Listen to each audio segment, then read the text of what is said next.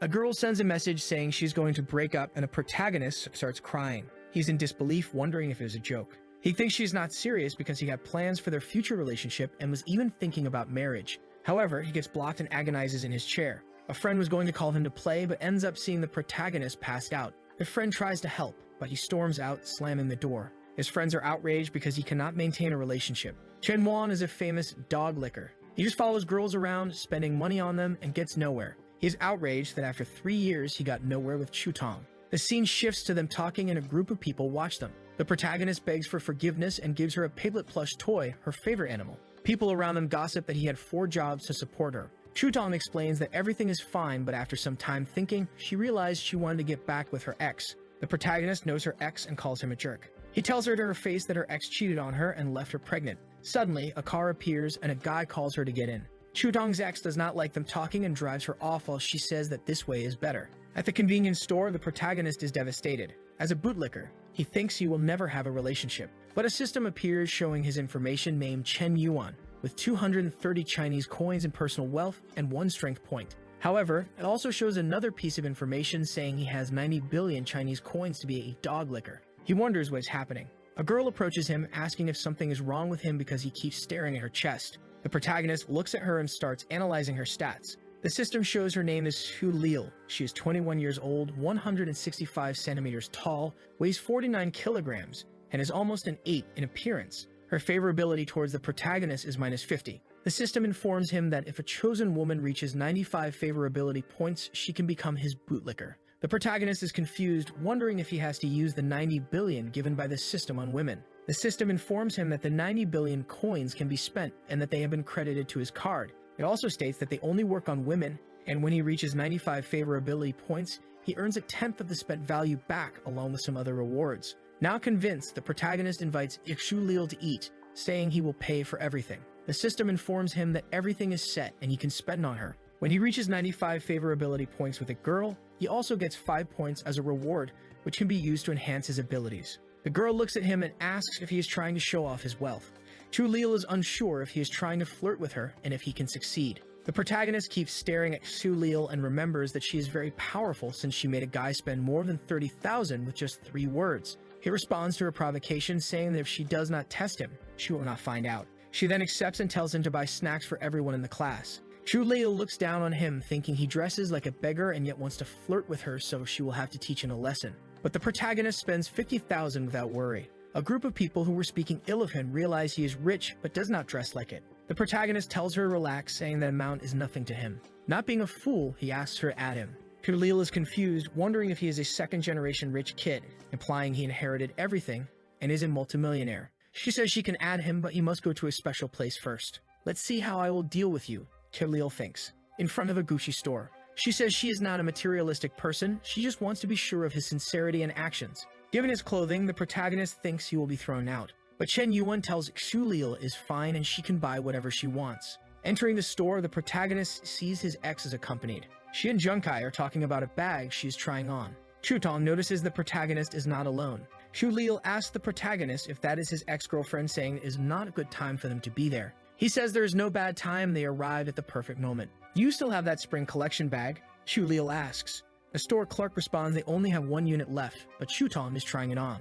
The protagonist's ex is confused and says she will show the difference between a loser and a Junkai. Chutong tells Junkai that her birthday is coming up. He is confused, remembering that her birthday was recently. But she explains that the previous birthday was based on the lunar calendar and asks if he knows people also have birthdays based on the solar calendar. Don't you know that I don't like materialistic girls? You're not with me for money, right? Junkai responds. Chutong is speechless. After this conversation, Lil takes Chutong's bag, saying she will buy it since it seems Chutong doesn't have money. Using the protagonist's money, he gains 20 favorability points with Chulil. Swiping the card, he gains another 20, and as she smells the bag, he gains another 20. He gets excited thinking about how money improves things and that the bag made him gain 60 points. At this rate, he will quickly reach the top of her favorability. The problem is that if he reaches 95 favorability with her, without spending much, only buying those cheap bags, he won't get much money back. The store attendants seem confused, saying that some guys appear rich but don't like to spend on their girlfriends, while the poorly dressed protagonist is giving Sulil the best.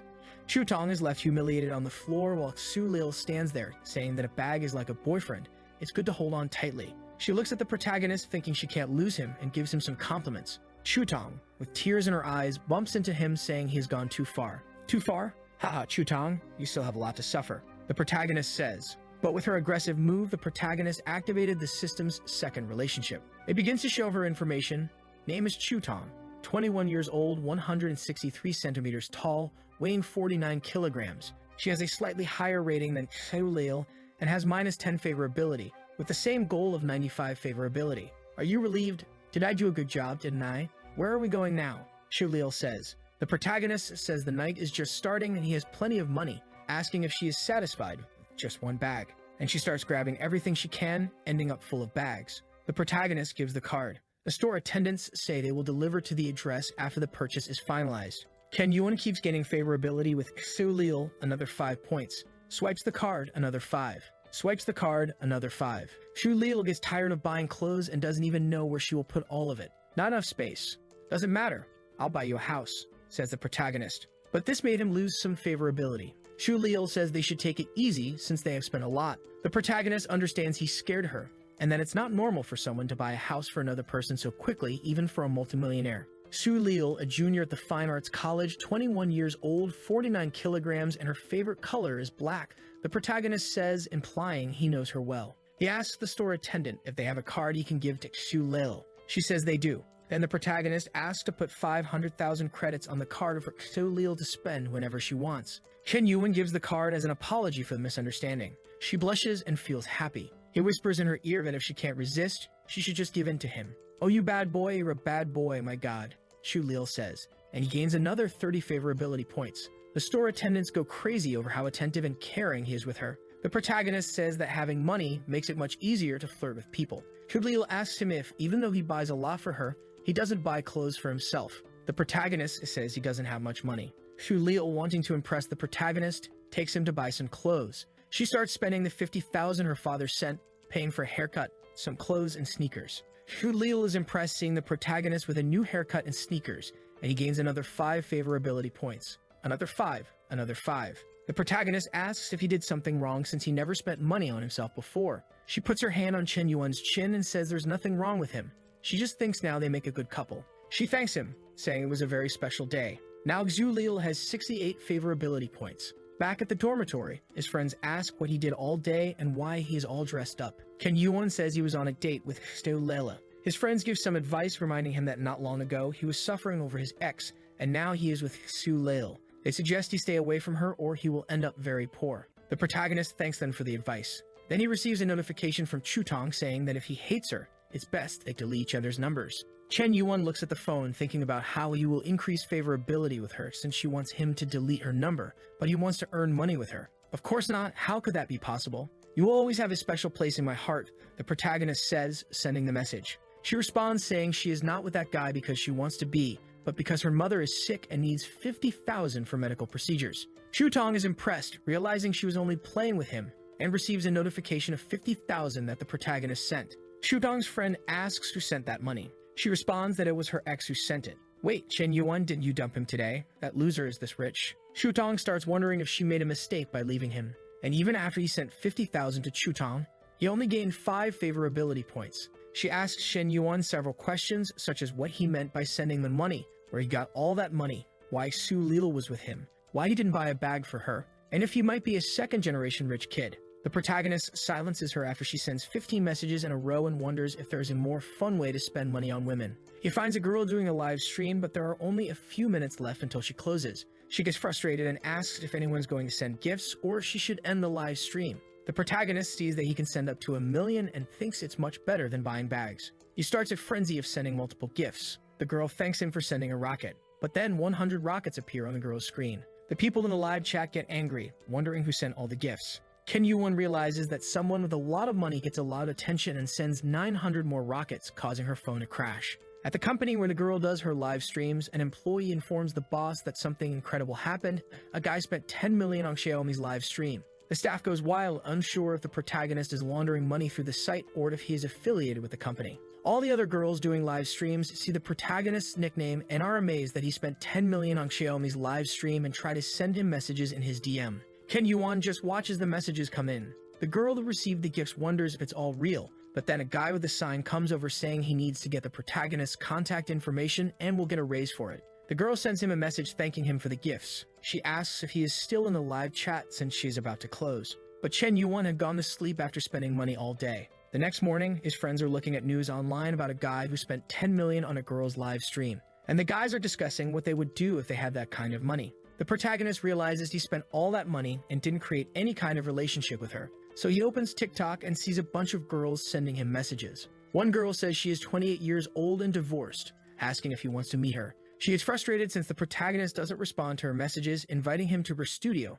and saying she's waiting for him. He isn't very excited about these messages since he doesn't gain any favorability. His friends are still discussing the amount of money and getting ready to go out. The protagonist asks his friends where they are going without him, and they respond that they are going to see the goddess Zhao Yuki and are going early because they want to see her up close. His friends ask if he had forgotten because normally he runs ahead just to be there from the moment she arrives until she leaves. A system shows her information. Her name is Zhao Yuki. She is the beauty of Hunan campus, the vice president of the student council, and the dream of all the students. She is level 10 in piano, an athlete, a professional in ballet and fencing. Her incredible talents make it extremely difficult for any guy to get close to her, an unattainable woman for all the boys in college. In the last 3 years, no one has been able to get close to her. The protagonist feels challenged since she is the most difficult girl, meaning he will have to spend more money. Shutong is nearby talking to her friend, saying that Chen Yuan only learned how to dress up after they broke up and says she is afraid he and Junkai will fight because of her. Her favorability is only going up. Gains another 10, gains another 10. The protagonist is annoyed, saying that favorability is only going up because he dressed up, but it's all nonsense.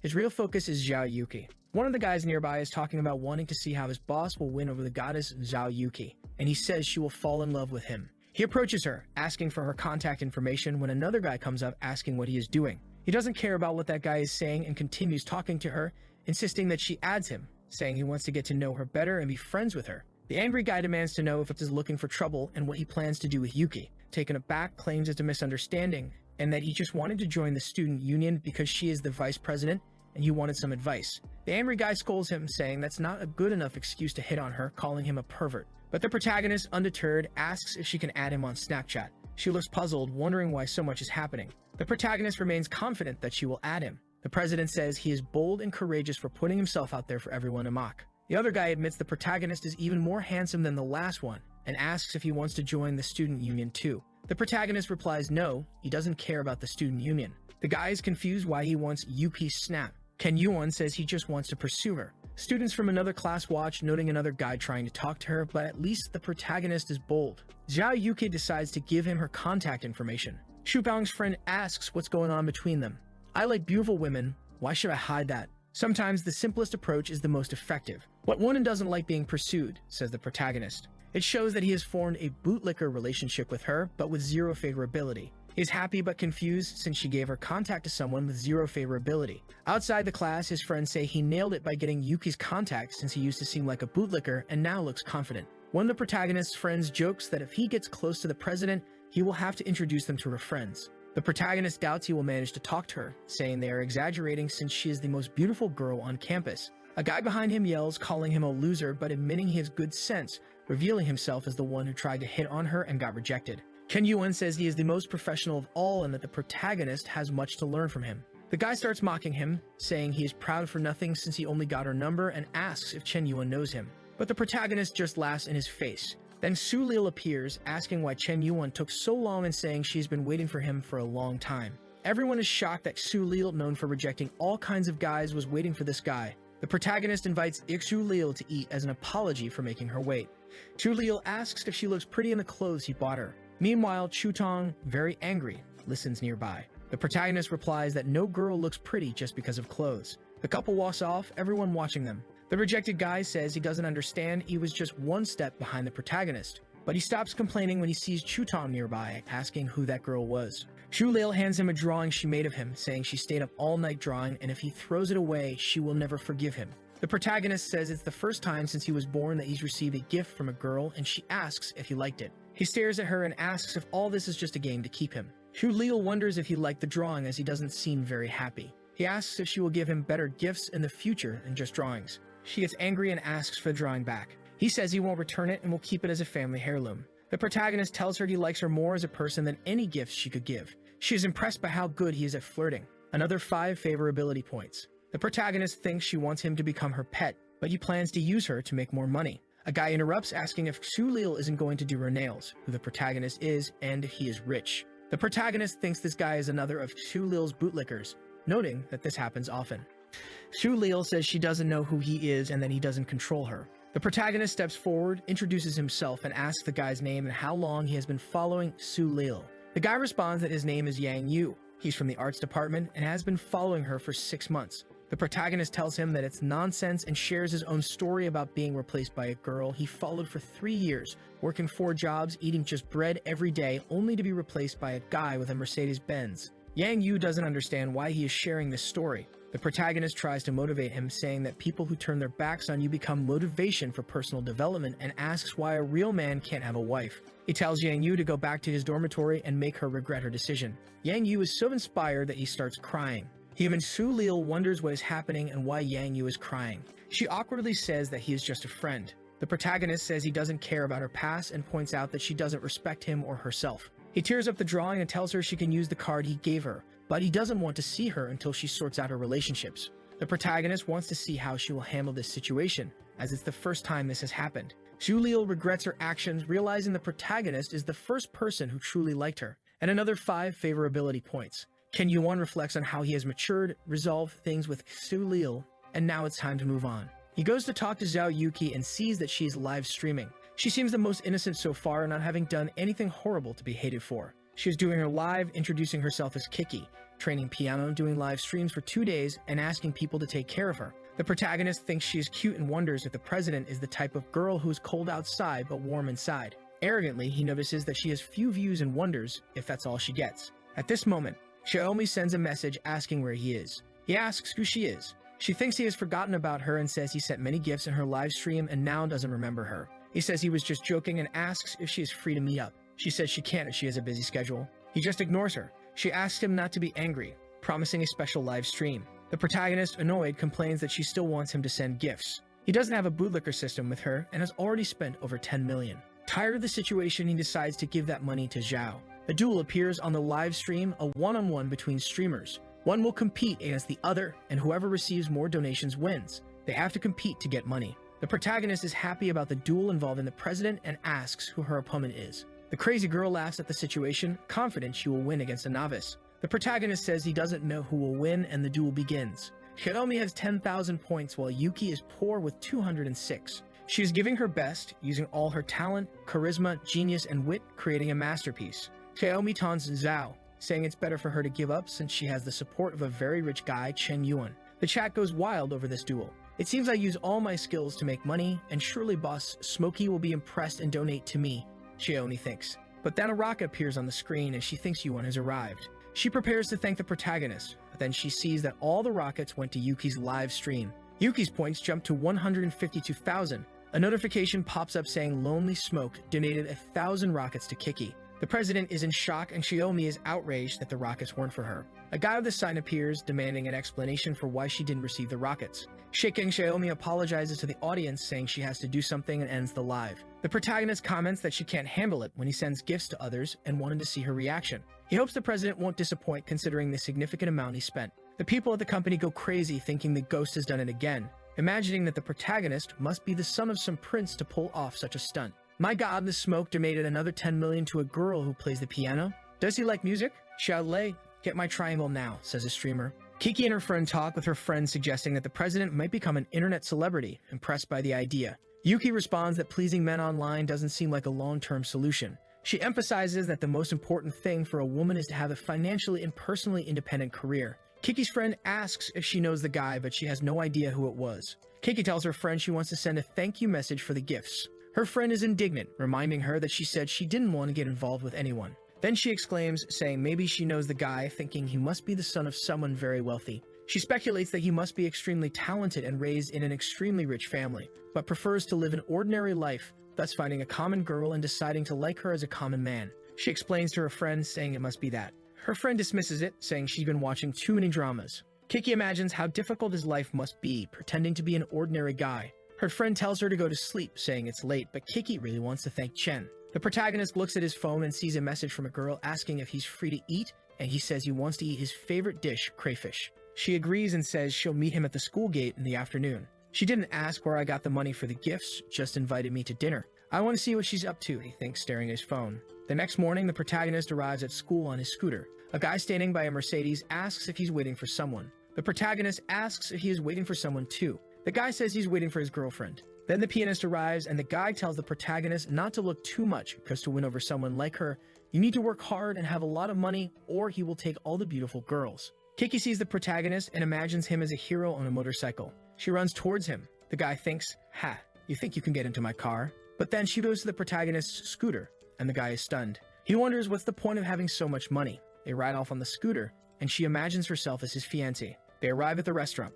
They order some spicy crayfish. The dish arrives, and they think it must be wonderful. The protagonist romantically arranges the table for her. She thinks he hasn't forgotten how to be a gentleman, even with the opportunity to go to expensive restaurants, giving off a noble family vibe and being disciplined. The protagonist is eating the small crayfish, and she comments that it must be the smallest crayfish she has eaten. Kiki is impressed that Chen Yuan is eating with her, thinking he wants to live a peaceful life without much worry, and says he is as gentle as a flower. The protagonist wonders why he suddenly gained another 10 favorability points. Then Kiki offers to feed him, saying she peeled the crayfish for him. Just as he is about to eat, someone arrives. It's Shutong again, wondering if she saw Kiki feeding Chen Yuan the crayfish. She turns to her boyfriend and says the place is crowded and suggests they find a better spot. But the guy asks if the restaurant is crowded or full of familiar faces, saying he doesn't mind eating in a crowded place. Shutong's boyfriend walks up to the protagonist's table and throws $500 at him, saying it's for him to get up so they can sit there. What the hell does he think? Does he think this is cool? The protagonist wonders.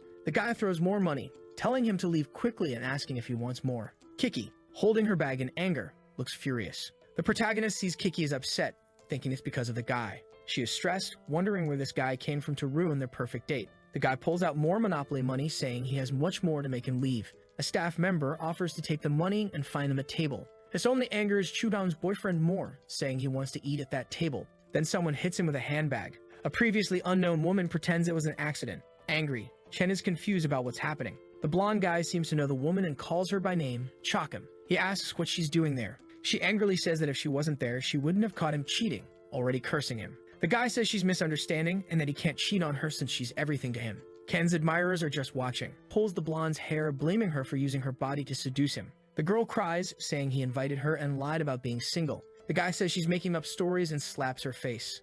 She collapses on the floor, devastated. He moves to slap her head, but his hand is stopped. Hitting a woman, huh? You really enjoy embarrassing yourself, don't you? The protagonist says, and Lonely Smoke gains another 20 favorability points. Kutong says the protagonist really loves her. The protagonist keeps gaining favorability, another 20 favorability points with Chutong. The second target of the bootlicker system reached over 95 points. The system congratulates Chen Yuan, saying he successfully reversed the bootlicker situation. It shows that Chen Yuan spent 50,000 on the second target and informs him that he will receive 5,000 in return. Shutong has been converted into the protagonist's bootlicker, and he gains 20 strength points. Chen Yuan allocates 10 points to strength and 10 points to fitness. He flexes his arm, and the blonde guy demands that Chen let go of his arm and grabs a bottle, threatening to kill him. Chen stares and says the guy is annoying, then punches the bottle and the guy, sending him flying. The guy falls to the ground looking defeated, and Chen says that depending on a woman is not shameful, but hitting a woman while doing so makes one despicable.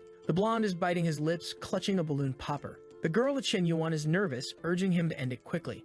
Shutong's boyfriend charges at the protagonist, but thanks to his new points, Chen dodges quickly, causing the blonde guy to hit his elbow and collapse to the ground. Everyone eating in the food court is nervous. The blonde guy is on the ground, foaming at the mouth. Chen walks away with his hand in his pocket, the young girl beside him. Shutong, now a bootlicker, watches and clings to Chen's leg, begging for forgiveness and a second chance. Cold and calculating, Chen reminds her of the guy who ran over 10 kilometers with her on his back at 3 a.m. to take her to the hospital, the one who saved money for half a year to buy her a phone, only for her to ignore it, because it wasn't the latest model, and the one who, despite knowing all her unnecessary vanity, always thought of her as a good person. He tells her that all those guys are dead. Outside, talking with the president, he apologizes for everything that happened. She says calling her president is too formal, and that he can call her Kiki. She says it didn't bother her, and that she saw a different side of someone. She thinks Chen Yuan is more intriguing the more she gets to know him, imagining that he will bring countless surprises to her. Arriving home, Shutong is crying, soaked from the rain. Her friend asks why she didn't use an umbrella. Shutong is too nervous to speak coherently. Her friend then asks if it was the protagonist, saying she heard he gave 10 million to Zhao in her live stream. She says Chen Yuan may not look like it, but he is very rich. What? More than 10 million? Where? Did you hear this? Is it true? Shutong asks. Yes, Zhao's classmates spread the news to everyone, her friend replies. She can't believe what her friend is saying. She screams Chen Yuan's name for everyone to hear. In the room, the protagonist's friends are playing mobile League of Legends. They ask how he's so good, winning 18 matches in a row. The protagonist hadn't imagined that adding 20 attribute points would make him so good at online games. A guy with a cool hairstyle suggests that with this talent, he could become a streamer, earning millions and getting some hype. He is amazed at the power the attribute points have given him. Looking at himself, he wonders who will benefit from his body next. At the door, his friends shout for him to come out. His phone is ringing. Chen Yuan wonders what tactics she will use to manipulate him now. The protagonist answers the phone, but he is cold. Hello, Miss Gexu Leal. Is there something you need to inform me about? The protagonist answers. She starts crying, saying she doesn't know what to do. It shows her in an abandoned room full of Chen Yuan's purchases. She asks to borrow 500,000 from him. Zhu Leal says her family was once prosperous, but now they're stuck in debt, unable to pay off the interest, making no progress, and just needing to clear the debts. The protagonist only asks two things: what she wants and to send the account details. She is shocked, thinking he wouldn't send the money. She quickly sends the account information. The protagonist sends 5 million. She says he mistakenly deposited 5 million. He says he must have pressed an extra zero and that she can keep the money. She screams in gratitude, and then it keeps coming more. Her favorability keeps increasing. Zhu Leal screams with happiness, cry. Zhu Leal thanks the protagonist and promises to pay him back when she can. Her favorability continues to rise, now reaching 94. The protagonist sees her favorability at 94 points, complains about not being able to win her over quickly, and considers confessing, but quickly dismisses the thought as those who reveal their true feelings lose. The next day, the protagonist is hanging out with his friends when someone calls his name from behind. When he turns around, it's Chutong, holding some pastries and asking if he wants to eat them in the classroom. The protagonist's friend is shocked, wondering why she's bringing breakfast for Chen Yuan. But then Yuan hears someone else calling him and sees it's Leal, who also brought breakfast, saying he must be tired of eating cafeteria food. They face off in a bootlicker showdown. However, once again, someone else calls Chen Yuan. His friends are outraged that he has yet another girl. The protagonist wonders who it is this time. It's the president, who brought ramen for them to eat. The three girls glare at each other. The president is the second most beautiful girl on campus with a commanding aura. The protagonist receives the ramen and asks how she knew he liked ramen with meat. She says it was easy to guess, since they had a date. Chen Yuan isn't even trying to seduce anymore, he just wants to see who can seduce him better. The protagonist says that President Zhao easily wins since she understands his tastes. Setting a subtle jab to the other bootlickers, Kiki says she wouldn't deliver breakfast without knowing his preferences, and that if someone doesn't pay attention to such details, he doesn't like them. After saying this, it felt like she had delivered a spinning punch to the other two, then she gives him a gift to show her gratitude. The protagonist is impressed. It's the new iPhone. All of his friends are stunned to see the latest generation phone. One of the protagonist's friends says that seeing the girls giving gifts to Chen Yuan is worse than losing his own father. The girls say she was very generous to give a 10,000 item. The protagonist tells Kiki that she didn't need to. She replies that he spent much more on her, and it's the thought that counts since she doesn't have much money. In the next scene, Shutong is desolate, wondering how hard it is to win back Chen Yuan. A few days later, there are now many competitors. Zhu Leal calls Shutong to talk in a private place, but Shutong is very angry, blaming her for everything that is happening. Zhu Leal approaches and suggests they form an alliance to face Yuki. In the next chapter, the protagonist is there with his iPhone praising Yuki for the gift. She looks back, thinking he said something, but Chen Yuan says it was nothing. The protagonist has 40 favorability points with the warrior. He thinks that if it weren't for those ridiculous 40 favorability points, she would have fallen for him by now. He is impressed with her actions, feeling like she's making him a different person. He is far from completing the favorability points, but she acts as if he already has. His phone rings, and it's Xiaomi. The little streamer from TikTok sends him a message, saying that last time they couldn't meet, but she was joking and they can meet, though she fears meeting people from her live stream. The protagonist is confused, wondering if that is some kind of excuse. He says she should at least send some photos because he is not easy to win over. He receives a message from someone named Dragon King inviting him to join a legendary group of otakus who are trashy and donate money. Chen Yuan joins the group, now called Solitary Cigarette. Someone is surprised that the Dragon King invited the protagonist, saying he's the biggest donor they have ever seen. The protagonist sends a message introducing himself in the group and asks them to take care of him. Someone says he has the appearance of a rich person and must have some kind of talent. Another person says they have a business and asks if he wants to participate. Chen Yuan, these rich kids want to test me. Fine, I'll play with you, he thinks. Yes, sure, I can help you, let's talk. Message me privately, the protagonist says. "Hey, Big Cigarette, I have an insane villa for sale. Are you interested?" Another person asks. The protagonist asks where the villa is, and the person sends the address. The protagonist says the villa is in the Enku district and a house there is worth $1 million. He plans to buy an apartment and will go check it out in the coming days. Inside the mansion, a bald guy asks if the protagonist is really considering buying it and if Chen Yuan really has money since he thinks he doesn't exist. The protagonist receives the address and wonders how much favorability he would gain if he gives this villa to her. The next day, arriving at the villa with the president by his side, she asks why he brought her to the villa so suddenly. "Hey, you must be Brother Loose Cigarette, right?" says the guard with the illustrated head. The protagonist recognizes the face and gives him a hug. The guy thinks Chen doesn't look very wealthy, but having the president with him gives him some credibility. He wonders if Chen is from a secret rich family and thinks this will be a tough negotiation. He introduces himself as Hong Yuan Chiao and says he has some small businesses but needs to sell the villa due to financial problems. The bald man invites them in. The host describes the house, saying it has over 500 square meters, the land is over 2,000 square meters, the decoration was done by designers, and the furniture is exclusive and made in Italy. He tells them to enjoy the view of the river and the city and says if he didn't have money, he would want to be buried there. Keiki realizes he is serious about buying the place, even though it's expensive. Chen Yuan takes a quick look, saying he thought the house would be more beautiful, and asks how much it costs to live there. The bald man says he needs the money and mentions that many people are interested in the house, making it hard to negotiate. He says he wanted to sell it for about 50 million, but asks if 60 million is a fair price. Chen Yuan lets out a "hmm." The man wonders if the price is too high for him, and thinks it's hard to fool the son of a noble. The protagonist says he didn't expect it to be so cheap. Everyone in the room is impressed by the protagonist's response. The bald man thinks he should have asked for more, like 70 or 80 million. The protagonist asks Keiki if they should buy the house. Keiki is surprised but says she doesn't care if he buys it or not. He gets close to her and says he's buying this house for her. The bald man is shocked, never imagining he would buy the house for the president. Keiki stands there like a statue, stunned, saying 60 million is too much. She imagines Chen Yuan locking her in the basement, tying her up. She apologizes, saying she can't accept such a gift. The protagonist takes her hand, asking her to listen to him. He explains that there's a restriction on the number of properties he can own, and he has several houses. He was thinking of transferring this one to her name. That way, she will have her own house. She imagines doing crazy things with him. The protagonist whispers, asking if she thinks relationships are important, saying everything he has is also hers. Getting another 10 favorability points, another 10, another 10. He reaches 90, just 5 more to go. The protagonist thinks he deserves an Oscar, saying his acting skills are improving. The blonde girl nudges the bald man, asking when this will happen to them. The Mosquito Airport guy says he doesn't have money for such gifts. Meanwhile, Chen Yuan swipes his card. He says he will transfer the money, and after the paperwork is complete, he'll settle the rest. The man tells the protagonist not to worry and that everything will be sorted out in the coming days. The protagonist's plan is going as expected. The president's favorability reaches 90. Chen Yuan thinks that once he completes the favorability, the 70 million he invested will return as more than 700,000. She looks at the protagonist and thinks, considering everything that happened, he's about to say something that will embarrass her. She imagines their perfect wedding, wondering if it will be in Milan or the Maldives. She wonders what the ring will look like, already thinking about the baby's name, and worries if he will forget her when he gets old.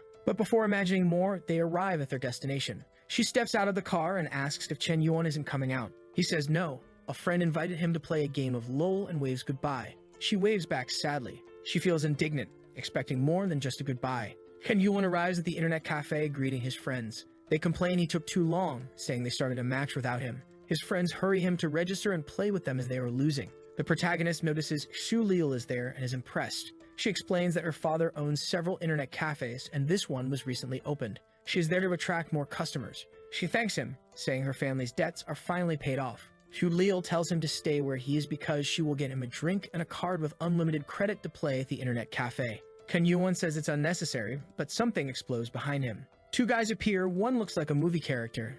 He asks Xu Liu if she is Lao Shu's daughter and when her father will pay the debt. Xu Liu, looking disheveled, says her father paid the 5 million debt and asks what they want. The guy says 5 million was just the beginning, and there are still 15 million in interest. She says it's a scam and threatens to call the police. The guy grabs Xu Liu by the wrist, telling her to be quiet and that if she doesn't want to pay the 15 million, they will take her. He says that after 1 or 2 years, she would pay off the debt working at his nightclub. The protagonist pulls her arm away, telling the guy to stop if he wants to leave alive.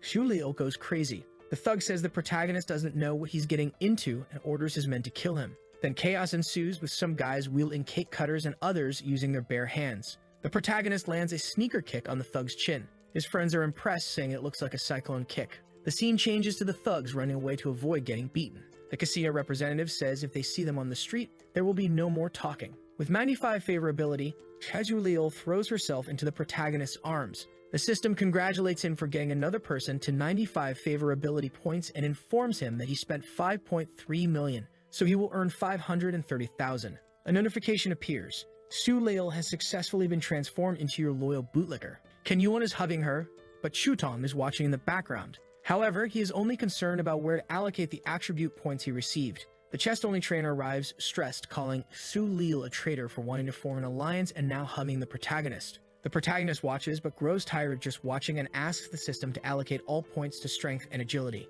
Everyone wonders where he went, but he simply disappeared. Ken Yuan is calmly walking around the college campus, saying he has already gained points from Chutong and Texu Leil, and that only President Zhao is important. Since there is only one president, the protagonist says he needs more girls. Someone approaches, tapping him on the back, asking if he can move aside as the track team needs that area and it would be good if he didn't stay there. Ken Yuan says she is bold but sincere. The protagonist asks for her contact information, but someone else said she is already in a relationship and advises him to leave if he doesn't want trouble. Ken Yuan stares, wondering if he has seen that guy before. He has a flashback and remembers that this thug was beating him up and tells him to look at himself before criticizing others, and asks why he was chasing after Xiaoyu. Remembering everything, he says it's easy to find old enemies. The protagonist activates the system on the guy's girlfriend. The system shows her information, stating her name is He Jiaying. She is 19 years old, 1.69 meters tall, weighs 50 kilograms, and has an appearance rating of 8.2. Her current favorability is -5.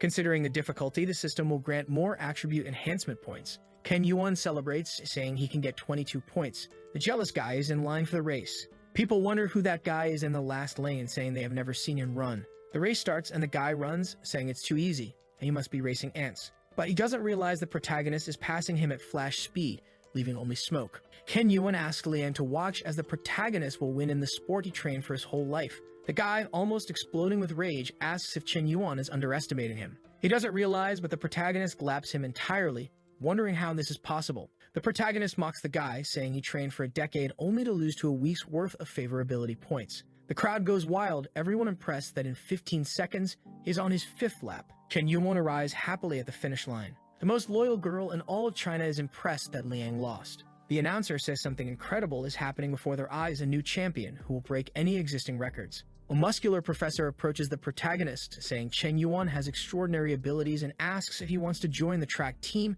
promising that with a little more training he can reach the national championship. The humiliated guy asks if the spot wasn't already his. The protagonist mocks Liang, asking if the spot was his, saying it isn't anymore. The last romantic girl in China imagines that the protagonist is a professional runner. With that, she gains 5 favorability points. The loser approaches and asks if she was thinking about something else. She says no, she was just worried about him. Another 5 favorability points and another 5 favorability points. Kiki is back in her room asking where she was. She asks if she didn't know that the protagonist bought her a house. She is shocked by the news and asks if he really bought a house for her. She explains that she was busy visiting the house with him and that it costs 60 million in Anku. Her friend wonders how a president can be so lucky and yet so naive. She picks up her phone and sees something happening on the forums, calling Kiki to see it too. The rumor says that Chen Yuan from Ri University is a human trash, involved in multiple relationships simultaneously, and the two of them look at each other. Ken Yuan wonders if he really was trash, saying he was just spending money, and then it's all slander.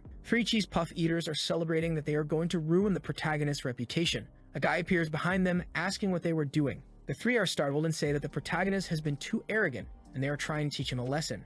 The race loser also sees the news about the protagonist and wonders if he isn't the guy from the race. Now that he has the protagonist's name, he remembers beating him up when they were younger. He says they went to the same high school, saying the protagonist was crazy since childhood and has a lot of information about him. The loser says he used to cling to and annoy the girls. The 3 boys put him in a chair, asking more questions, wanting more details about the protagonist to post and ruin his reputation. Liang says that after winning that race, the protagonist thinks he will get away with it, but he will change how people think about him, saying even the coach won't want to help him, calling him the trash of the university. The news says he is the biggest trash there and that he is involved in relationships with multiple women, always objectifying them, and warns to be careful with him. One guy adds that the girls he got involved with didn't do so voluntarily.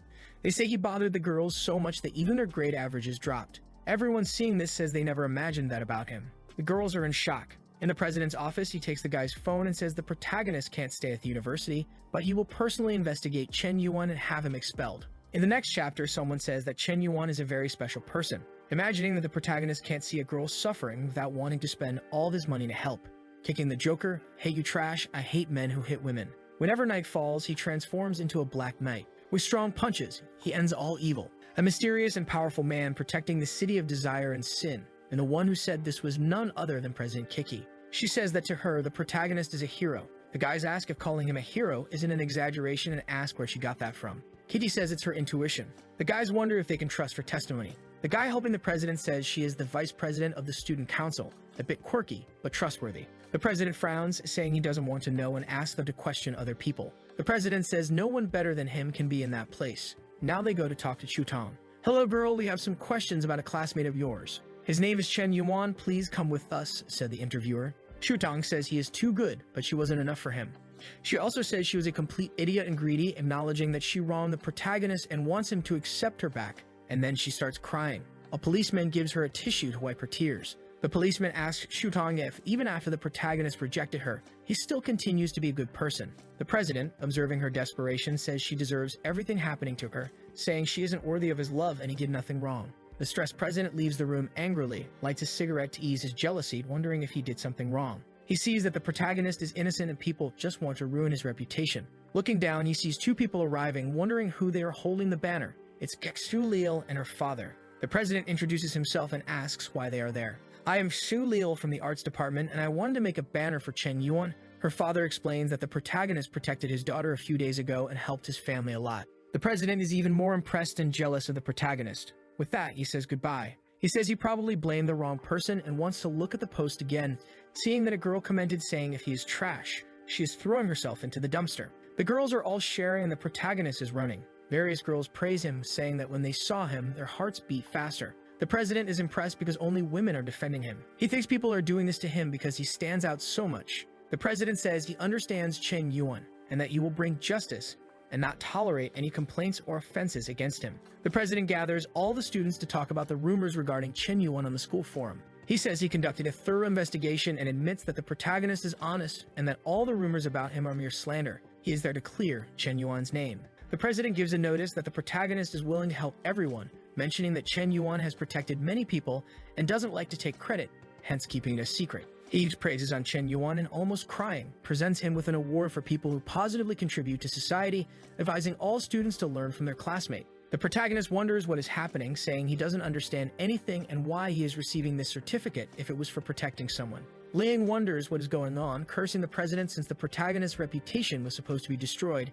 saying he should be in Chen Yuan's place. He notices his girlfriend is making some compliments about the protagonist, and the favorability rises. Another 10, another 10. The meeting ends and everyone is leaving. She asks if he's gone mad or isn't feeling well and why he is so jealous of the protagonist. She says she has genuine admiration for her classmate. Even after helping so many people, Chen Yuan doesn't care about fame or wealth. She brings up him winning the race against Liang and yet not wanting to join the track team, saying this act is a sign of incredible people. He grabs her wrist forcefully. She tells him to shut up and let go, saying he's hurting her. The loser gets close to her. Chen Yuan is useless. Liang starts boasting about having a Tesla and many more things than him. But right next to them, the protagonist calls the bald man to pick him up, saying he doesn't want to be picked up in an expensive car and wants to maintain a humble profile. This is just the illustrated head, who came in one of the new cars. The bald man apologizes, saying he was sure on time, so he came in that car. The protagonist gets angry and tells him to pay more attention as he said not to come in an expensive car. The guy says he understood the message. Both of them look on.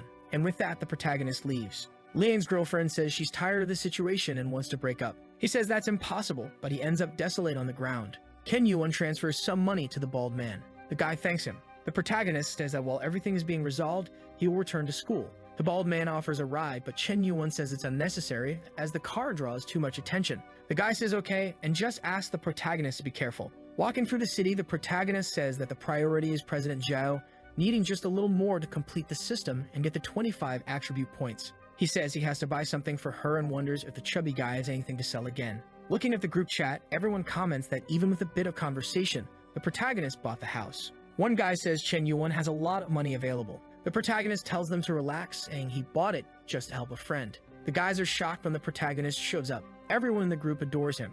A guy with a car photo asks if he doesn't want to buy a luxury car, saying he knows some people who sell them. Then a guy calls him, saying that the Zhang family has a small business with imported cars, and it's a pleasure to meet the protagonist. The protagonist looks at the card and sees it says Zhang Group. Chen Yuan imagines that his family has a giant industry and that he must be a second-generation rich kid. He tells Zhang that managing such a big car business at his age is impressive. The guy says he thought the protagonist was older, considering he bought that house. They chat, and from a distance, two girls wonder who Chen Yuan is, thinking he must be the son of some wealthy family, given that manager Zhang received him, but they dismiss him, thinking they have no chance with him. The manager doesn't want to brag, but says he has the store with the largest collection of luxury cars in the city, saying the protagonist can ask for any car he wants. The protagonist thinks of the legendary car and says he wants a Bugatti Chiron. The guy thinks Chen Yuan must be joking as there are very few units. The protagonist says he doesn't have it, and Zhang feels embarrassed. Chen Yuan asks if they have a Lamborghini Veneno.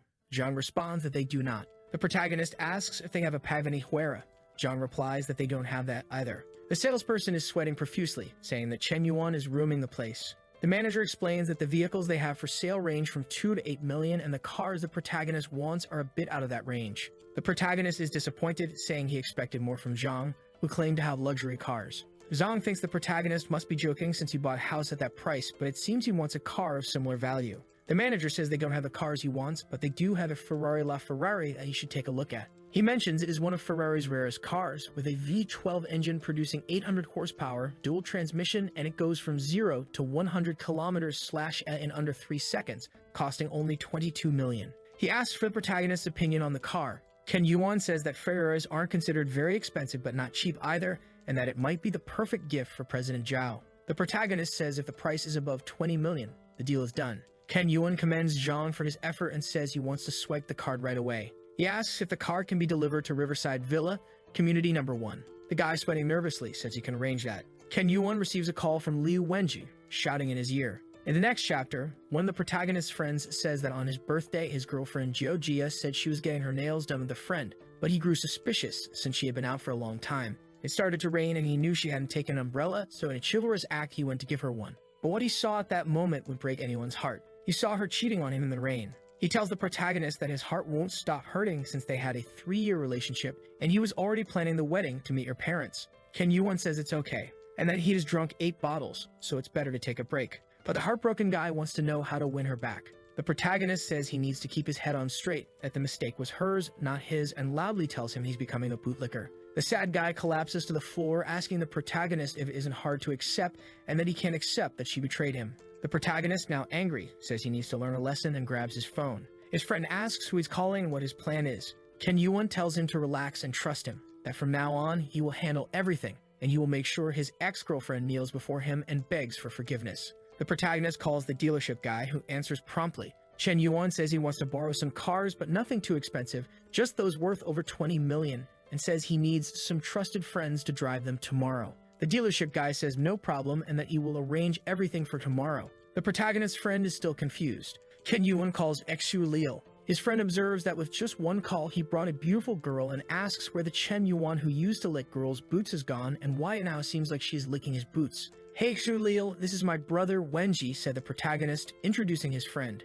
She is confused, thinking the protagonist called her just to introduce a friend, but she thinks a bit more and creates an idea that maybe he wants her to meet his close friends. But the protagonist quickly responds that it has nothing to do with that and that he just needs her help with a little prank that will happen. The next day, the protagonist's friend shows up looking gangster. Xu Liu clings to his arm, saying he scared her, that the car he bought for her almost hit someone. The protagonist's friend is all nervous and says that if she had hit him, there would be no problem as they could just buy another, stammering a few times. Chen Yuan's friend's ex-girlfriend wonders how he transformed into that guy looking like a second-generation rich kid. She asks if Wenji came there just to show off. He says someone there was barking, stuttering nervously. The ex, pissed, asks what he's doing, asking if he doesn't know she knows his family. She admits her mistake but says he's being shameless, acting that way. In the car, another friend says that the woman understood everything. The brothers are about to step onto the stage, and the show is about to begin, said the protagonist. Several guys arrive in Ferraris. A guy with white hair steps out and asks Wenji if everything is okay and if he recognizes him. Approaching to talk to the new boyfriend of Wenji's cheating ex. Little girl, he said his name is Makai, right? His family owns a mine? This guy is always a liar, pretending he has something to impress girls. And you think what? That he's a second-generation rich kid. Wake up to reality, ma'am, said the white-haired guy. The guy caught cheating with Wenji's ex asks the white-haired guy to let him go. The white-haired guy says that these guys' tactics never change and that they only manage to fool innocent girls, adding that Wenji's ex is already lost. The girl, now furious at being deceived, goes after the guy she cheated on Wenji with. Wenji just watches and tells everyone to leave, but his ex clings to his leg, begging him not to leave her behind, saying it's not that she only likes luxury, but she's just afraid of poverty and asking for another chance. Wenji tells her not to call him by that name and that this is the last time they will see each other, asking her never to contact him again. The guy takes a look around, seeing everyone talking. He tries to leave but bumps into the protagonist's chest. Ken Yuan asks if he wants to flee, but only if he takes 100 slaps. At the bar, everyone driving the Ferreras celebrates finally meeting the famous Mr. Yuan. The protagonist says they don't need to do that and thanks everyone for their help. The guys tell Loose Cigarette that it's all good because he's a friend of Chef Zhang and he doesn't need to be formal with them. The white-haired guy asks if he isn't the guy from the streaming platform News and says he has a request. The protagonist asks what this favor is. The guys are staring at each other. The white-haired guy says he has a favorite streamer, but is out of money and asks if Chen Yuan can get a little help. The protagonist, thinking the guys are trying to see how much money the protagonist has. The dealership guy tells the protagonist not to worry, saying it was just a joke, and looks at the white-haired guy, saying if he wants to hit on a girl, he should handle it himself. Loose Cigarette slams his glass on the table. The guys imagine he didn't like the joke. The protagonist says the joke was too mild for him because it's just about sending gifts. He says he'll go to the bathroom, leaving his phone on the table for the guy to spend as much as he wants. The guy takes the phone, indignant that he's being allowed to use it freely, trusting a stranger to spend his money. Chen Yuan thanks him, knowing there's no money in the account to pay for all the drinks, but knows the guy can send gifts at will. The protagonist goes to relieve himself. The guy looks around imagining a dragon against a chick and mutters, "He, good kid." Coming out of the bathroom, Chen Yuan sees everyone gathered, wondering what's happening. My god, 1004, 1006, damn man, everyone around the table says. The protagonist arrives at the table, asking why they're acting like that. The white-haired guy gets nervous and returns the phone. The protagonist calls him weak because he spent only 20 million while he was in the bathroom. The guys go crazy, wondering if he has more money than a bank. The protagonist is indignant that he only spent 13 million and says not even 20 million is much, saying he'll spend 60 million. The guy grabs his hand, saying it's enough spending. She won't be comfortable with all that money. The dealership guy arrives and tells the white-haired guy that he couldn't win and proposes a toast to Chief Yuan. The guy starts the toast. Honorable Chief Yan, from now on, I follow your leadership. The onlookers wonder who the guy in the middle of the circle is. They say the white-haired guy is quite rich, but he seems to be getting involved with the protagonist. Chen Yuan's phone rings, he takes a look, bidding farewell to the group. The blue-haired guy realizes the protagonist's plan and says he's running away because he doesn't want to pay the bill, but another guy calls him crazy and asks if he didn't see the money spent in front of them, and the guy just agrees. The message was from the little streamer saying she's in town and can't wait to meet him. The protagonist says he's free tomorrow and sends her some kisses. Chen Yuan gives a stare and says that after a long time he will reap the rewards of his kindness. Arriving, she thinks it will just be a date and that with her charm she won't have any problems. The next chapter starts with a huge message. It's from Chuton, saying they can start over, and that she imagined them traveling the world, tasting all the dishes, but when she woke up, she saw she was alone and asks for his forgiveness. The protagonist went there, blocked and deleted her contact because of his date with a little streamer. The girl asks what he was doing, but Chen Yuan says it was nothing important and asks what she was talking about. She remembers the boss scolding her, saying he spends more than all her fans in a day, and even if she has to strip and put him to sleep, she must capture him. The little streamer thinks that even with her beautiful face, he seems indifferent to her, and is disheartened that she can't win over. She tries to seduce him with her charm, asking him how he got so rich at such a young age. However, the system sends a message saying her favorability is too high and it's unable to connect. The protagonist realizes he needs to lower her favorability first and wonders what to do. He starts doing disgusting things to lower her favorability to create the connection, like putting his feet on the table. He tells her he's just an unemployed guy who got lucky. She's outraged that he doesn't work but has money to spend. The protagonist says he only uses his father's money and that they are going bankrupt, owing millions to the banks. He says he arranged this meeting to see if he could get back the money he gave her because he spent too much. She is disgusted when he doesn't wash his hands after picking his nose, but at least the protagonist's plan is working, as he loses 20 favorability points. She can't take it anymore and asks why he asked her out if he's poor, saying that asking for gifts back shows he's not an honorable person. Lose 20, lose 20, lose 20. She says she must have been crazy to agree to go out with a loser like him. The little streamer calls someone, saying she met the protagonist and he keeps bothering her, thinking he might be a stalker. The protagonist is dismayed to find such a dishonest woman, calling her shameless for changing her demeanor so quickly. A guy bursts through the door, asking who's bothering his woman. She runs to him, saying she was scared to death of the pervert Chen Yuan.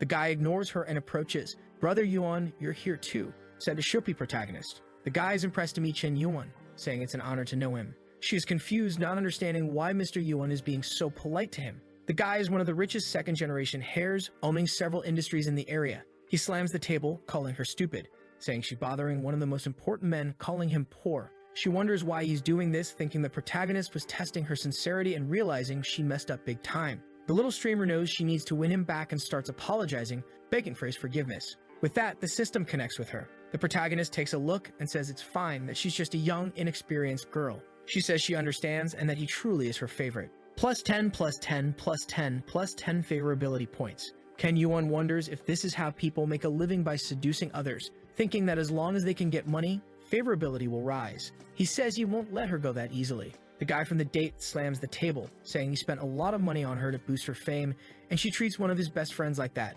The guy invites the protagonist to an honor event. The protagonist says he can go without problems and that he's doing it out of respect for their friendship. Chen Yuan gets into the car. The little streamer says she wants to go too. In the car, she hugs him and asks if he's mad at her, saying she really understands she was wrong. The protagonist takes out his phone and opens the streaming platform. He says it's okay and she's worrying too much. Chen Yuan opens a live stream of a well-behaved girl, telling the viewers to follow her. The little streamer watches in amazement as he makes donations. The girl in the stream goes wild with the gifts, not understanding anything. She faints from the amount of money she received. The little streamer is impressed with how quickly the protagonist spends his money. She says all that money should be for her and that he must be joking. Plus 30 favorability points. The girl says she wishes his fingers weren't tapping the screen but her body instead, and he gains another 30 favorability points.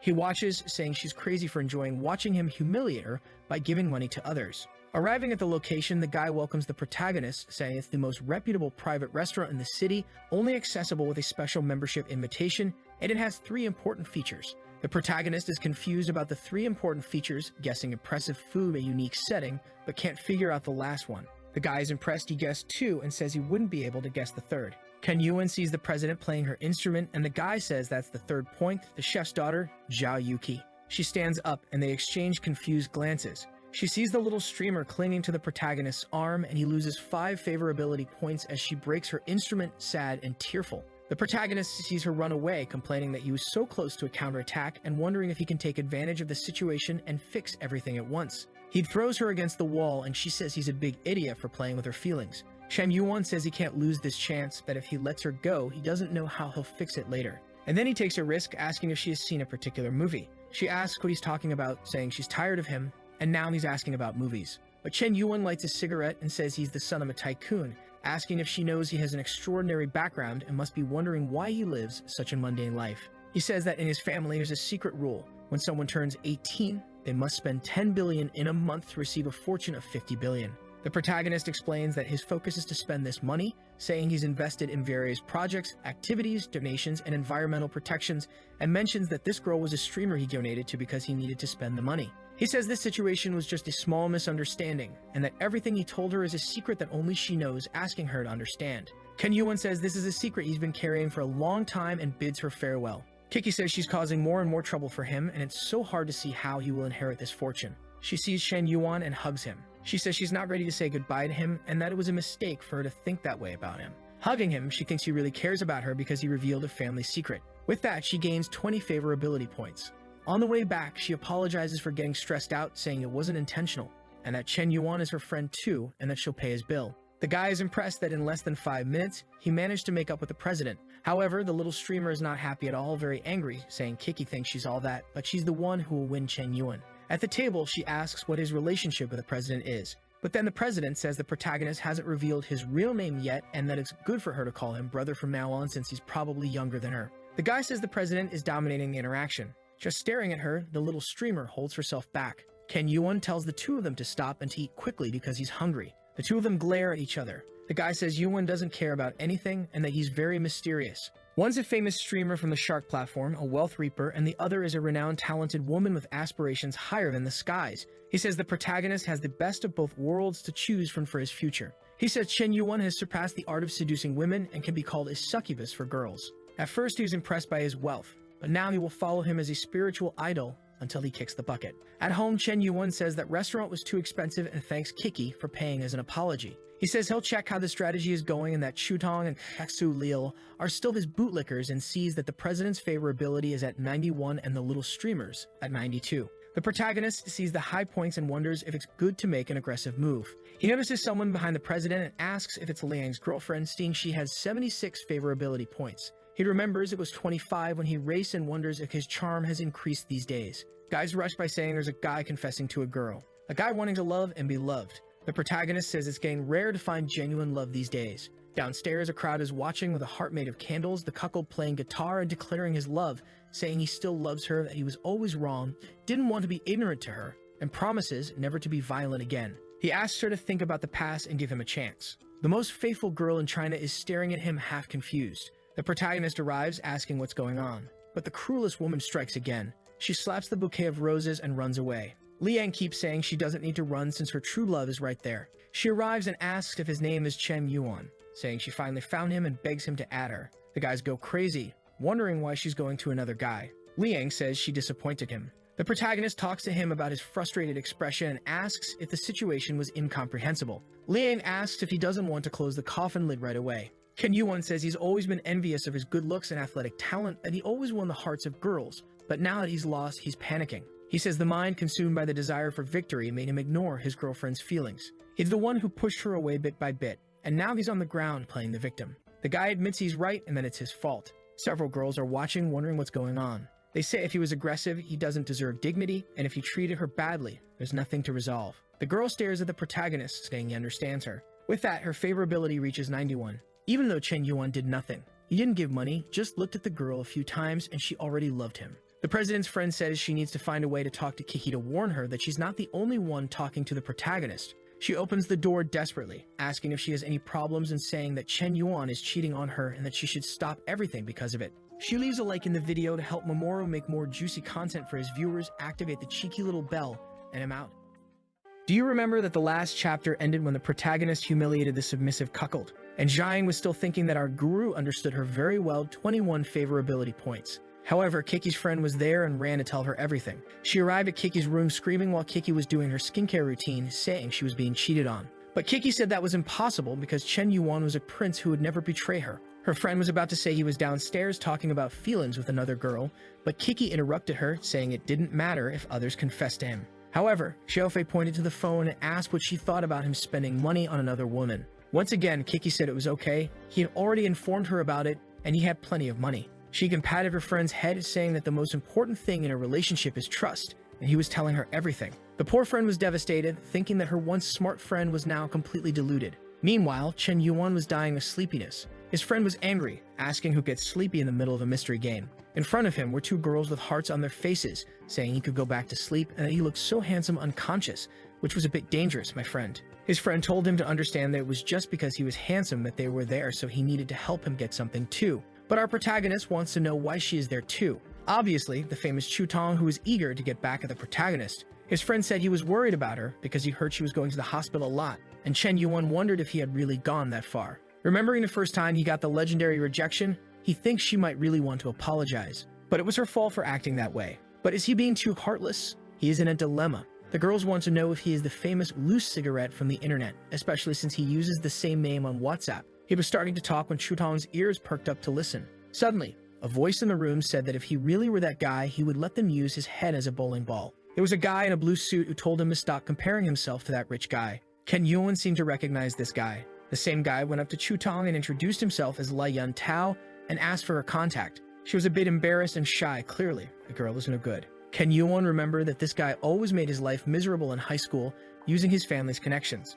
But he is willing to let this guy show off, as he doesn't want everyone to know he has money. But looking at Chu Tong, he thinks it's time to test her. He stands next to Lai Yun Tao and introduces him to everyone, saying he's a high-class guy with lots of money and successful businesses. He then explains to everyone that the reason he has a bit of money lately is only because of the demolition of his family home, nothing more. Chu Tong is shocked to realize that Chen Yuan is not the famous loose cigarette. On the left side is a guy with many companies and wealth. On the right side is a poor guy who liked her a little. Her favorability starts to drop and her bootlicking system crashes with 15 points. But this makes the protagonist smile and Chu Tong runs to add the guy. She has a villainous look on her face, saying that even an idiot knows who the better option is. Lai Yun Tao tells Chen Yuan that it's funny. The girl he introduced just added him. He gets close to Chen Yuan's ear and says he got stepped on in the middle school style and will continue to get stepped on. Chen Yuan seems to notice something. As Lai Yun Tao leaves, he says he will pay the bill for everyone there. While Chen Yuan starts to joker laugh, everyone wonders what's going on. He says it's nothing and that he just realized a few things. While thinking he gave Chutan the best opportunity she could have, she clearly showed her claws again. From now on, he won't have any sympathy because she doesn't deserve it. As he leaves, Lai Yuntao asks if he's already leaving and says that tomorrow they will have a middle school reunion. Ken Yuan thinks about it and then tells him that if it's just middle school people, he will definitely show up. In a fancy restaurant in room 888, the reunion is already happening, and everyone is happy and celebrating each other's success, especially Lai Yuntao's. In the middle of the crowd, Chen Yuan is invisible. He thinks that Lai Yuntao never misses a chance to show off. Suddenly, the door opens and a girl with immense respect walks in. She apologizes, saying that the taxi took a long time. Chen Yuan recognizes her as Xiao Ruyu, the moonlight that illuminated his high school days. She was mysterious and noble, like an unsolvable equation. Suddenly, the damned poet emerges. He gives a little smile and approaches, asking if they can exchange contacts. Lai Yuntao gets angry, saying that he will regret doing that. Ruyu thinks she has seen him somewhere before and replies that it's no problem, they can exchange contacts. With this, the bootlicking relationship was established, and she has an appearance score of 9.2. Someone shouts from the middle of the table that Chen Yuan has never been anything special, so why is he being so bold? One of the girls says that he's pretending to be rich and is actually shameful. She warns everyone that Chen Yuan hangs out with some second-generation rich kids who harm many women. One of Chen Yuan's friends says that she has no idea what she's talking about. She says that Chen Yuan made her get humiliated by her ex-boyfriend.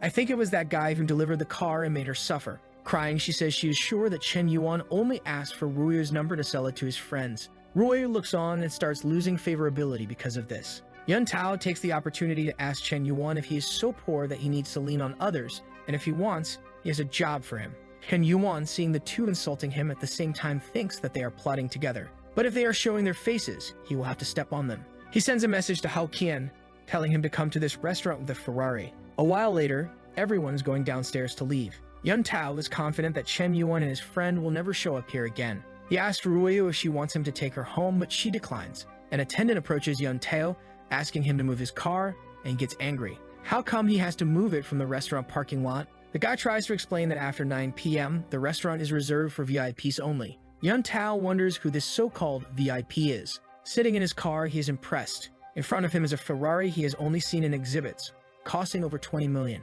Suddenly, he sees Zhang Hoshin getting out of the car and recognizes him. He starts sweating and feels embarrassed because he has heard how important this guy is. But then Chen Yuan greets Hoshin, who smiles. He thanks Hoshin for bringing his car, and Hoshin says it's always good to help the boss. Yun Tao is in disbelief, wondering, wait a minute, this car belongs to Chen Yuan? People start questioning if Chen Yuan is really that rich. And the girls say that the one girl had lied, claiming he needed others. Ruyu immediately realizes that this girl and Yun Tao were trying to tarnish Chen Yuan's reputation.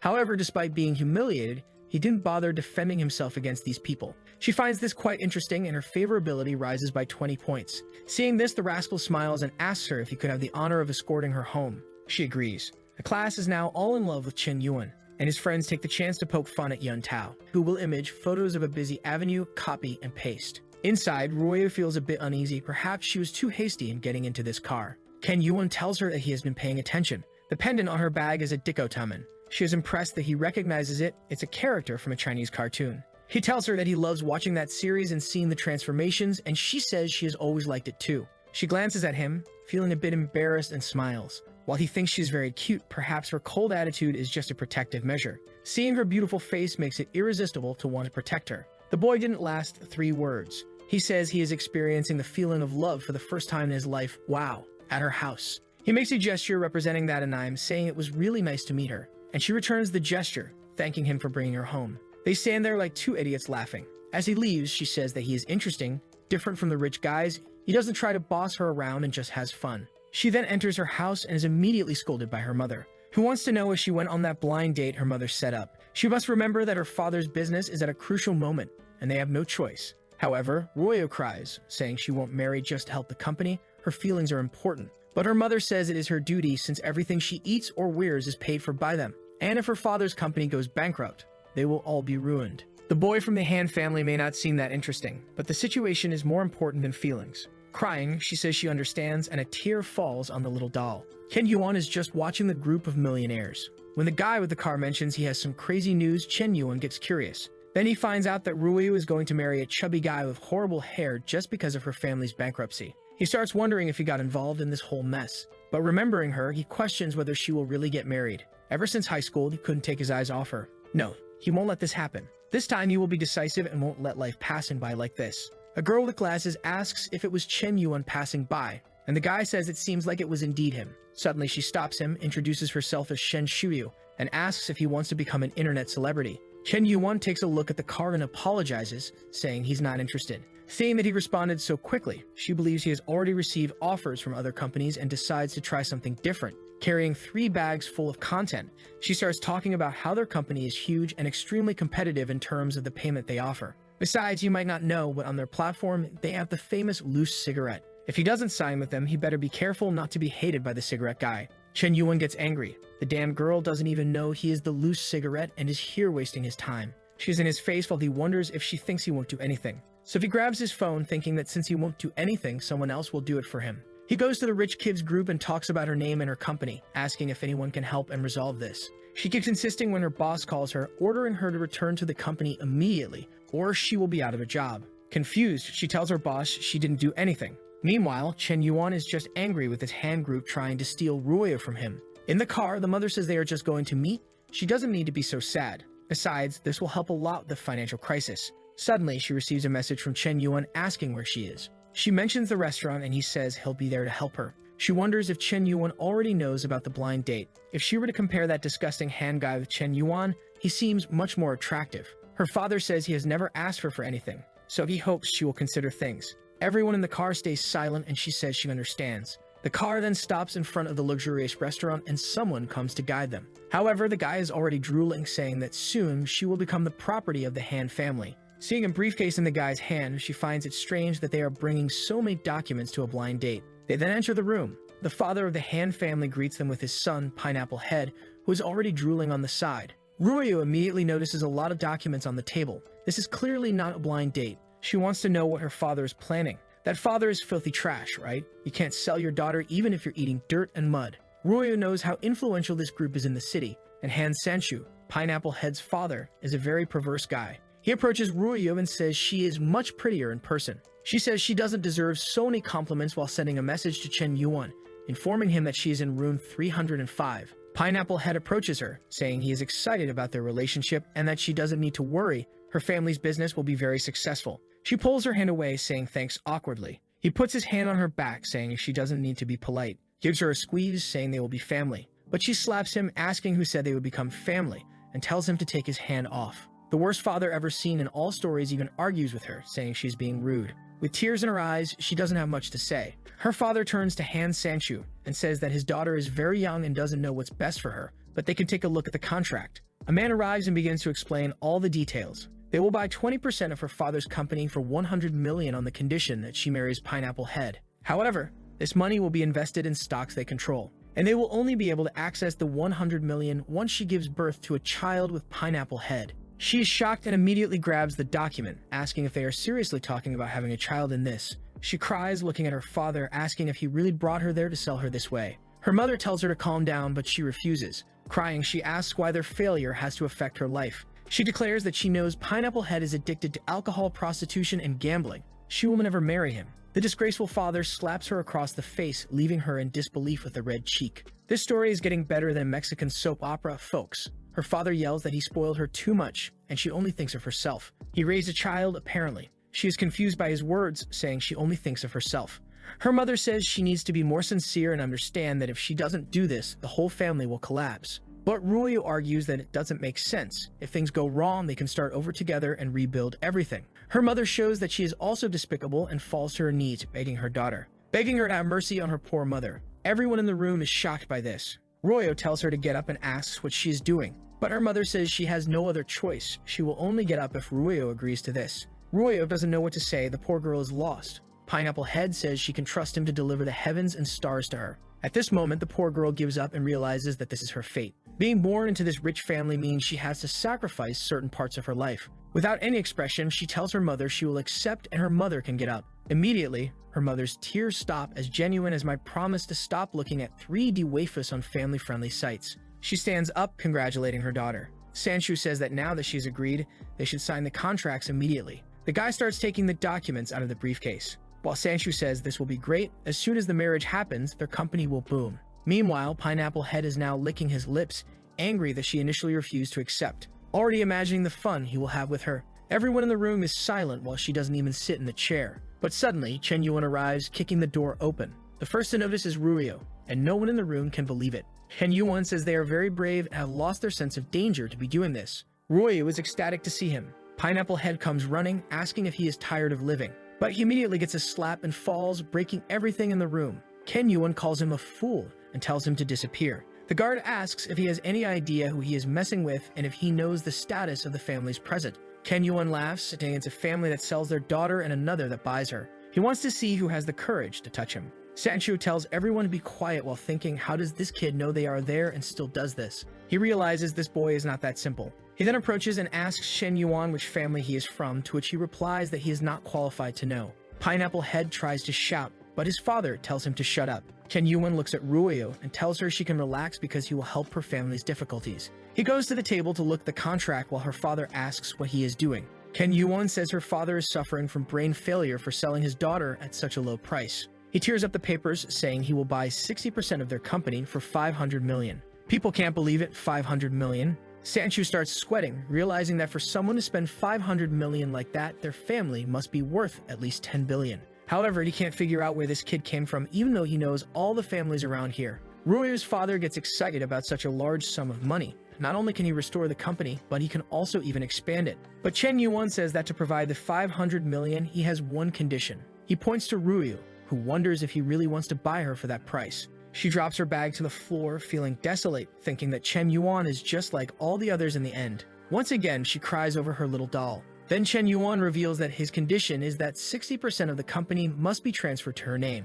As soon as she has more than half of the company, he will transfer the 500 million. Now she is radiant, feeling like a bird released from its cage. Double meaning, yes or no. She sees Chen Yuan as a hero, and obviously her favorability starts to rise and rise, instantly reaching 85. A guy arrives with a contract and says all she needs to do is sign it. He gently holds her hand, saying that after she signs this, she will have control over her own life. Immediately, the money is transferred to the accounts of the worst family members in the world, who become emotional. Her father asks Chen Yuan if he really will only ask for this, and Chen Yuan says that's all. However, he warns that from now on he controls the rise or fall of his family, and it's best if her father does nothing more to cause Ruya pain. Then he tells her there is nothing left to be said there, and they should leave. Sanshu suddenly changes his mind, saying he really recognizes Chen Yuan's hard work and tells him not to take what his son did to heart, while imagining that he is some kind of money god for spending 500 million out of nowhere. Seeing this, her father knows it wouldn't be smart to become his adversary. Pineapple Head starts yelling at his father, saying that he was the first to be hit,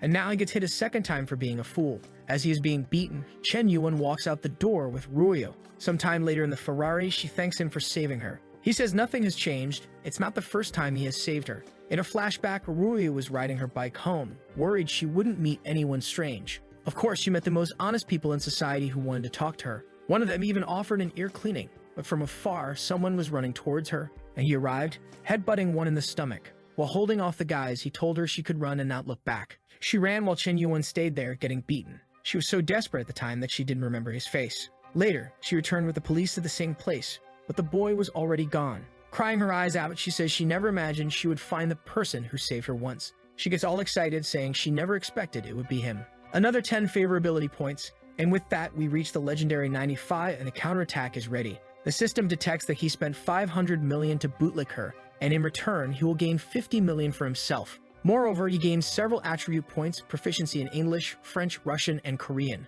Good heavens, he became a polyglot. Chen Yuan is amazed. The system worked, and the deal was quick this time. Staring at her, he thinks it's too good to be true. He never had the courage to talk to her and could only watch from a distance. The only time he could do something was to save her, but it was an action that always brought him pride. He takes a look, and they get closer to feel each other's breath. When of course the phone rings and they separate. It's Zhao Yu, and now it's complicated. She says she has already moved into the house and bought some furniture. Does he know what day tomorrow is? He says yes, tomorrow is her birthday, and he has already bought several presents. While thinking it's a critical moment, in the middle of the house with the changes, she asks him not to be too extravagant when meeting her friends. He says it's fine, he will think about what to bring as a gift. While her friend is just wanting to set up the furniture, she never revealed it, but she finds it wonderful to have a house worth 60 million. Crazy in the head, Chen Yuan says his friend is organizing a birthday party and asks if she wants to go. His strategy is that if he leaves things very exposed, No one will doubt him since he isn't hiding anything. However, she tells him not to worry and to go ahead. She has plenty to handle.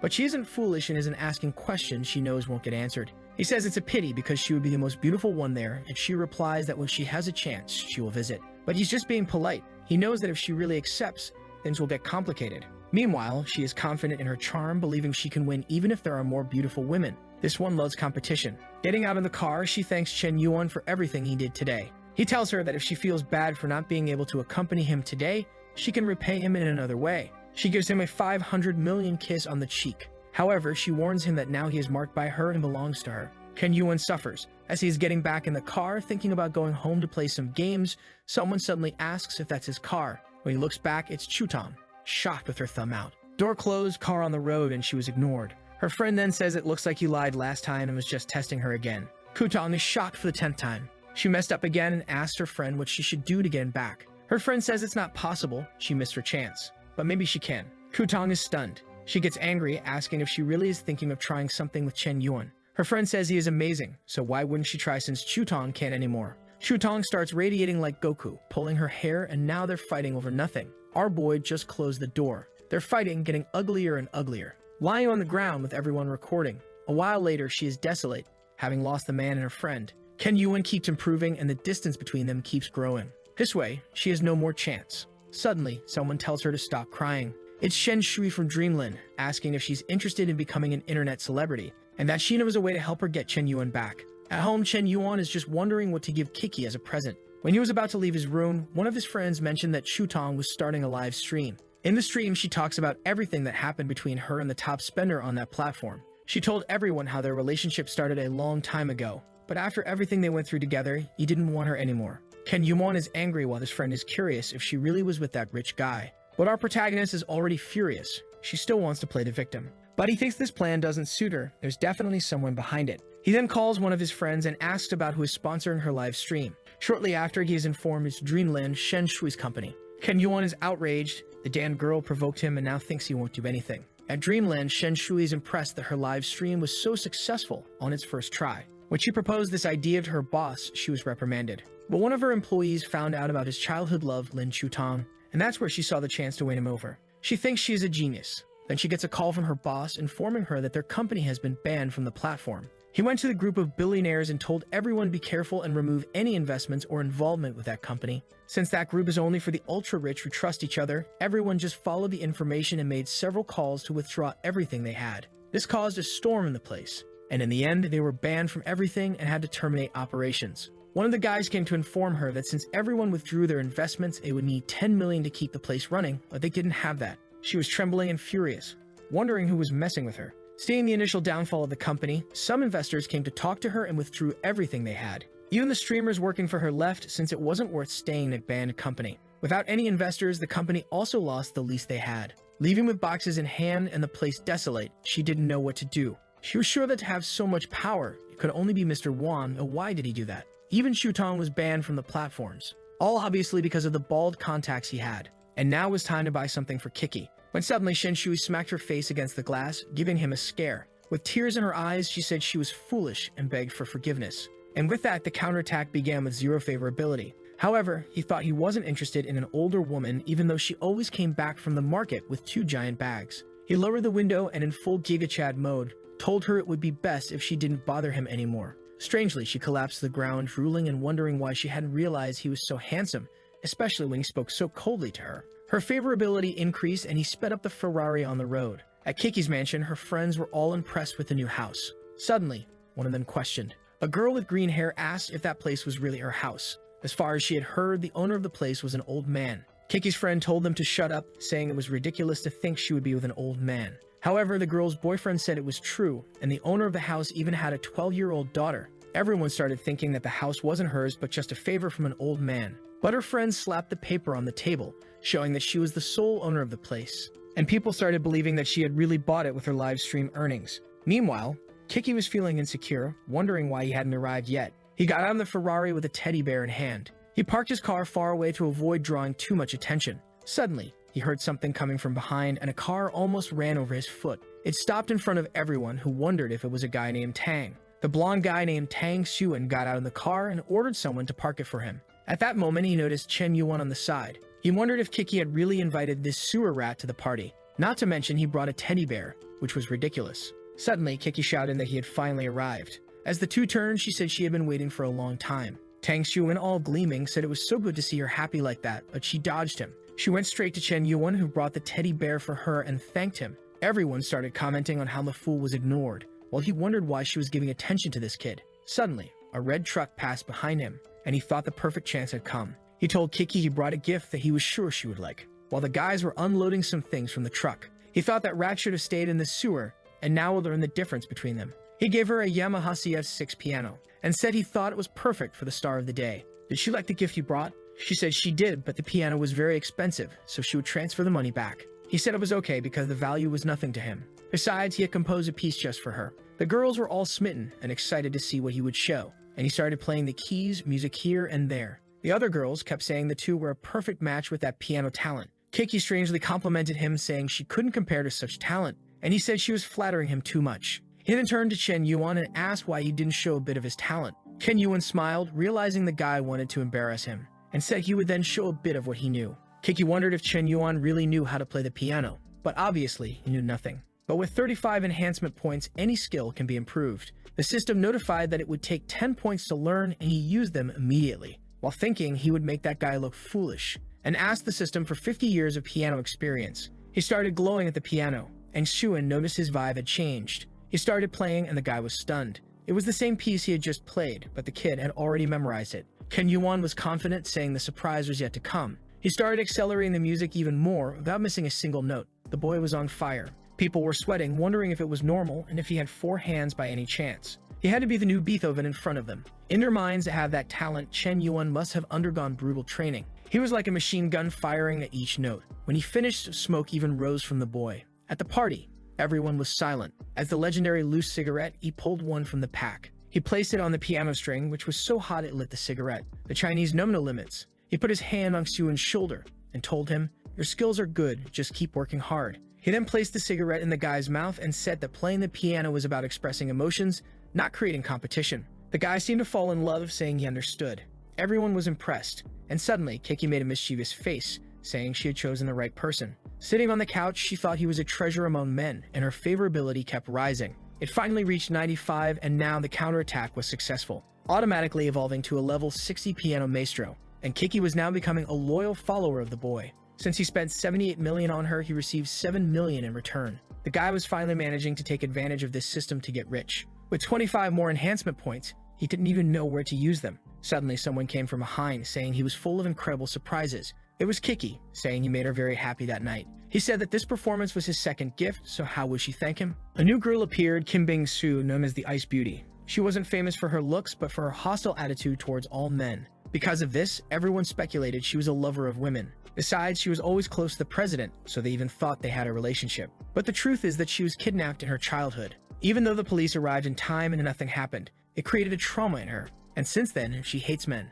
Kiki asked Chen Yuan who he thought was more beautiful between the two. He told Kiki that of all the women he had met, she was the most beautiful, while thinking he wants to avoid women like Bing Sui as much as possible because they're all crazy. At that moment, Kiki called her friend over to meet him. She apologized, saying she was stuck in traffic. Kiki quickly introduced Chen Yuan, who asked if he was the guy who had played the piano, and he said yes. But she said she had heard he was the type of guy who had relationships with several girls. Really a man with no morals, even if he had some talent. Chen Yuan wanted to strangle her, but Kiki told him to calm down, saying she had always been like that. But the system doesn't forgive, and another target was found. Kim Bing-su, 25 years old, 52 kilos, and 9.3 in appearance, with -80 in favorability. And you would gain combat skills if he completed everything. Chen Yuan threw the system on the ground, saying that last time it was the aunt, and now it's another woman he doesn't want to bootlick. The night passed, and it was time for the birthday wishes. She celebrated, they cut the cake, and everyone was happy, until Bing-su called Kiki for a little chat. Outside, she warned Kiki that it would be good for her to stay away from Chen Yuan, and Kiki asked why. Bing-su said that Chen Yuan was involved with many girls, and she didn't want to see her friend in a toxic relationship. Besides, she was about to graduate and wanted to pass the president's position to her. Kiki seemed to want that president's position. She remembered that when she arrived, she always competed with Bing-su, and they argued a lot. But now in the end, Bing-su wanted to pass the president's position to her. Were the rumors about Bing-su true? Was she looking for some fun with a capital L? Embarrassed, Kiki responded that she really didn't deserve the position and it was better to find someone else. But Bing Sui approached and said that love really blinds people because Kiki wasn't acting like the person she knew. Kiki said she was even thinking about leaving the student council to spend more time with Chen Yuan. Bing Sui got angry, saying she was losing all ambition and being stupid because of that guy. Her favorability kept dropping while he wondered if he couldn't even eat cake without losing points. The party was about to end, and everyone was leaving. Suddenly, she told Chen Yuan to wait a minute. There was something she wanted to tell him. He was about to leave, thinking she was getting more adorable with more favorability. All she did was invite him to watch a movie tomorrow, and he thought she was inviting him for some Netflix and chill. Suddenly, he heard someone crying in the background. It was Xuan, leaning against his card, devastated and wondering why he had practiced piano his whole life. Chen Yuan felt awkward seeing the guy there, and went to talk to him, surprising him. The guy was startled and asked what he wanted. Chen Yuan said he had just lost a piano duel, which wasn't a big deal. He felt awkward because he had humiliated the guy using the system. However, Xuan interpreted it differently and thought he was being belittled. Chen Yuan said that wasn't the case, but Xuan replied saying he admitted Chen Yuan's skills were good. However, it didn't matter because his family was extremely wealthy and he had everything good. He pulled out his car key and said he was sure Chen Yuan was a poor guy who didn't even have a place to fall dead. But Chen Yuan was heading to the Ferrari. The poor guy even broke his car key. Lying on the ground, he wondered why the god wore simple clothes and drove a Ferrari. As he was leaving, wondering what movie to watch with Kiki tomorrow, he suddenly saw Bing Sui standing in the middle of nowhere. She clearly looked cold and he imagined she might catch a cold. But he didn't care about that, letting the ice princess freeze and sped away. However, when he looked in the rearview mirror, she was surrounded by some guys. They asked if she was alone and if she needed a bodyguard by any chance. If she made them happy, they would even do it for free. She got angry and said if they touched her one more time, she would call the police. The guys laughed in her face, and said the angrier she got, the more fun it was. However, they stopped laughing when she kicked one in the balls. She turned and ran, leaving the guy in agony. He told his friends to capture her, who was already fleeing. Looking back, she was confident she could outrun them, but there were too many of them. However, suddenly she ran into Chen Yuan, who asked if she was okay. She was curious to see him, but now the guys had already surrounded them both. The guy who had been kicked told his friends to capture her quickly. She thought that men were indeed bastards, and now she was trapped because she bumped into this damned Chen Yuan. But he warned the guys they had 2 minutes to get out of there. The guy with the mohawk asked what would happen if they didn't leave. Sometime later, everyone was lying beaten on the ground. Chen Yuan wiped his hands, saying he had given them advice. He turned to Bing Sui and asked if she was okay. But he lost 5 favorability points. The poor guy was in disbelief. He was now at minus 95 after saving her. She was glaring at him with fiery eyes. He had no idea how this happened. She asked him if he thought he was amazing for acting like that. Did he think such a trick would work on her? She was waiting for a car, some gangsters showed up, and he saved her. Clearly, he had orchestrated everything. Not only did she underestimate his intelligence, but he also underestimated hers. She grabbed him by the collar and said that Kiki was willing to give up the president's position just to be with a guy who deceived everyone just to be with her. She turned and said that trash like him made her even angrier. Chen Yuan was in disbelief that she invented this whole story. What madness is this? He called after her, saying he would explain. But she said she didn't want any explanations and just hoped he wouldn't use such a trick again. Our boy was left there not knowing what to do, and the guys were getting up from the ground. He vented his anger on the guy who was waking up. With that, he left, cursing everyone, in disbelief that such a thing happened, until his phone rang and he wondered who was calling. It was Ruyo. From her presidential bed, she wanted to know if he was free tomorrow. He wanted to know why, and she said she was free and wanted to watch a movie with him. But now things got complicated for the guy because he had already planned a movie with the president. Before he could respond, she said it was the first time she had invited someone like this, and just hoped he wouldn't reject her, please. So he devised a devious plan. He would have one in the morning and one at night. The next morning, his friend sent him a message wanting to talk to him. When he met his friend, he explained that he had bought tickets to watch with a girl, but got stood up and wanted Chen Yuan to accompany him. Unfortunately, there was a friend he couldn't refuse because when he was poor, his friend was always there. The plan was to watch with a friend at 2 in the afternoon, with Kiki at 5 and with Ruyo at 8. He knew this wouldn't be an easy day. Suddenly, he looked to the side and was startled by a crazy girl. There was a girl putting on makeup inside his car out of nowhere. She apologized, saying she was distracted with her makeup and accidentally got in without noticing. He said that since she had regained her senses, she could get out. But she said that maybe she had entered by accident but found the right person. In her mind, she wouldn't miss this chance. And she asked for his contact because she felt a connection. But with his phone in hand, he said he didn't have a phone, clearly not wanting to give a chance to the stranger. She said it was fine then, she would get out of the car. As she was leaving, the guy outside recognized her and asked what she was doing there. Chen Yuan and the girl recognized him as Liu Wenji. He's a friend of Chen Yuan, who they were going to the cinema with, and he asked why she was getting out of the car. Did the two of them have something going on? Ken Yuan was worried his friend would get the wrong idea. He got out of the car and tried to explain to his friend, but his friend got angry at the girl and told her he was sure she saw his friend driving a luxury car and threw herself at him. Ken Yuan confirmed that was exactly what happened. They locked the car and left. She was in disbelief that Liu Wenji knew such rich people. While they were watching the movie, a friend asked him why he couldn't get any women. He was so unlucky. Chen Yuan told him not to worry too much about it, and two girls behind them said they were strange for watching a movie together like that. Ken Yuan then told his friend that he should never expose his needs. He explained that the more you chase after women, the worse they will treat you. A real man doesn't spend his money on women, but on himself to impress women. That's what he said, and his friend was impressed, saying he had heard a confession from the gods. He grabbed Chen Yuan's hand and said he really understood how things work now. Ken Yuan told him to be careful. People might think the wrong things. And he explained that to attract more women, he just had to be a bit more handsome, a bit richer, and have a few more girlfriends. That's how it works. His friend was frustrated with these obviously impractical tips. As they left the cinema, his friend thanked him, and Chen Yuan said he had a favor to ask in about 2 hours. The girls behind them left, convinced they were a couple. All part of Chen Yuan's plan to escape and go on a dangerous adventure. In front of the cinema, someone was waiting. It was Kiki, wanting to know where Chen Yuan was. Suddenly, a guy named Wu Banshee appeared, asking if she could give him her contact info. She apologized, saying she was on a date, but the guy insisted, saying her date wouldn't be interrupted by giving her number. Suddenly, someone tapped him on the shoulder. It was Chen Yuan, saying he would show how it's done. He put his hand beside her and asked if they could have a deep conversation somewhere with fewer people. The guy wondered if this kind of harassment would actually work, but she responded affirmatively, and the guy was fuming with disbelief. They were watching an action movie and Kiki kept glancing to the side. She asked if he wasn't interested in the movie since he was always on his phone.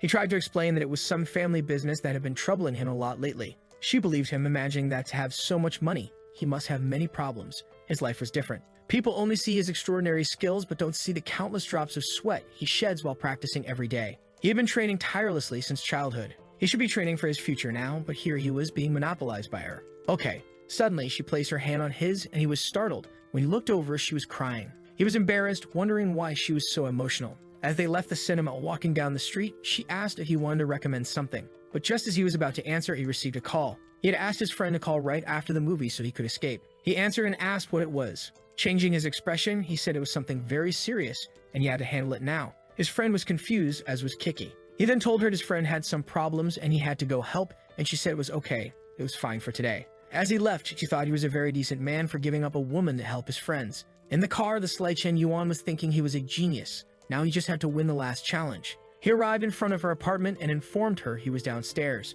while thinking he would never do this kind of thing again. His life was worse than a battlefield. Someone called him, and the girl appeared casually, asking if he had waited long. Our boy was smitten, saying she looked stunning. She really was a treasure among women and could look good in any style. She asked if he was ready to leave, and he said, "Let's go," while thinking that if things went well, they could take it to the next level. They went to the cinema, then to a restaurant, and the night passed, and they were back home. As he was leaving, she told him to rest well and said she enjoyed the night, but he asked her to wait. Could he come inside to get a glass of water? She seemed very happy to accept. The scene shifted to him taking a shower, while she wondered why she had done such a thing. She thought he just wanted a glass of water, but after he arrived, he said it was too late to leave, and she allowed him to stay. She couldn't believe she accepted that. What would she do if he asked for that? But it wouldn't be impossible. Then she saw something in his pocket. When she took it out, it was the tickets for all the movies he had watched today. Our guy was caught in 4K. He came out of the shower saying he was ready, but was startled when he saw the tickets on the table. She then wanted to know what that meant. Either he was a movie addict or he was dating a lot of women. Why did he want to get involved in her life just to be with other women? Ken Yuan couldn't say anything while she was berating him, saying he just played with her emotions. Minus 20 favorability points as she told him to leave, now down to 75. He was trembling, thinking he had seen this coming. He then told her that he never thought she trusted him so little, and a few movie tickets and everything he did for her went down the drain. Angrily, she said he still had the nerve to make excuses. He called Wanji and told her to talk to him and ask what they did today. Wanji answered, asking why he was calling so late. Royo took the phone and asked him if he went to watch a movie with Chen Yuan today. Wanji said yes, he had invited a girl, but she declined, so they went together. But he snapped to reality with a name he heard and asked how this happened. She half ignored him and angrily hung up the phone, saying it was all settled. Now she was confused, not knowing if he was telling the truth or if his friend was lying to her. She had the number of the girl he said he was going to the cinema with, so she decided to check. When the girl answered, she said yes, the guy had asked her to watch a movie, but she declined until a guy in a Ferrari showed up. Ken Yuan asked if she wanted to check his cards to see what he bought. He turned, saying he was very disappointed. She said there must have been a misunderstanding and asked for forgiveness, but he slammed the door. Outside, he thought he managed to get out of that situation. The guy doesn't lie much. She sent a message on her phone and he said it was okay. He understood and forgave her. She felt relieved, thinking he was very kind, and her favorability rose by 21 points. Now he relaxed, her favorability went up again, luckily by 1 point more than before. He realized he needed to be more careful since he almost ruined everything. He needed to keep in mind that certain connections are just for gaining points and status, while others are for fun and joy. If he got the system for revenge, he would build a harem. Some girls passed by him, commenting that they were going to watch something. He seemed to recognize the name and decided to take a look as well. The court was packed with people. The girls were all excited, cheering and saying they loved them. On the side were Shutong and her friend, who suddenly teleported next to Chen Yuan, who greeted the famous Shu Lil. But someone touched his shoulder, and when he turned, it was Jiang asking if he liked basketball. The guys seeing this were all envious, saying Chen Yuan was a lucky guy. Suddenly, Bing Sui appeared, saying that men love to talk behind women's backs. Kitty told her to relax since they were just going to watch the game. On the court, Shuan was worried, seeing Chen Yuan there again. And there were a lot of girls surrounding him. What kind of disaster is this? But he saw Kiki and believed this was his chance to shine. He had been practicing basketball for the past 6 months. It was time to humiliate this guy. He threw the ball in his direction. Ken Yuan sensed something coming and in Spider-Man style managed to catch it. He turned to the guy and said it was shameful he acted that way just because he lost in the piano competition. Xiuman said it didn't matter. If he wanted, he could come and compete in basketball. Our boy seemed to be losing his temper with the guy. He threw the ball back, saying he would play then. Xiuman decided to catch it, but the throw was too strong, and he was knocked back. Kiki was impressed by the powerful throw, while Bing Su commented that men are all savages who know nothing but fighting. The poor guy was lying on the ground with his friends asking if he was okay. He couldn't believe that Chen Yuan was that strong. Ken Yuan said he wasn't interested in a one-on-one. Why not have the 5-on-5 to see the school's level? Everyone was shocked and couldn't believe he had called for a 5-5. Xiuan knew he had the school team, the coach on his side, and the crowd. This was more like a 1-on-9, and he was sure he would win. The game started and he received the ball. He was confident he would humiliate Chen Yuan and finally make Kiki recognize who was better. Ken Yuan was surrounded not only by enemies but by his teammates as well. But he knew very well that this would happen. Who needs a team when you have this system? With that, he added 30 more years of basketball experience. Xiuman continued to be confident, thinking it was time to show his skill. He jumped to dunk the ball. But suddenly, Chen Yuan appeared and blocked it easily. Everyone froze in disbelief that the poor guy was defeated so easily. It was one play, and the guy was already psychologically shaken, and Chen Yuan said it was his turn now. But the referee blew the whistle, saying it was a foul. With that, Xiuman took a free throw and scored a point. Thinking Chen Yuan was an idiot since everyone was on his side, there was no way he could win. But the school crowd was starting to notice something was wrong. It was shameful to call the referee for something like this, and Chen Yuan was getting angry. Now he was motivated to end this guy. The game resumed and he stole the ball. He went and scored a basket. The poor guys hadn't even moved from their spots. Xiuan scolded his team for not being able to block one guy. He even cursed Chen Yuan's team for not stopping him. Once again, they tried to surround him, but he jumped and scored another. The referee and the players didn't understand why he was trying so hard. Clearly, the game was rigged for him to lose. So why didn't he just give up? The referee started to remember what he taught his students about respect, and how, when entering the court, you should always give your all. Seeing Chen Yuan trying so hard left everyone in the basketball community emotional. Ken Yuan advanced once more, not understanding why everyone was standing still. People couldn't figure out what was happening. On the court, it seemed like no one else was moving. From afar, Kiki said he was winning the game and maintaining his virtues. Xiuan couldn't understand why no one was following his plans anymore. The score was now 60-2.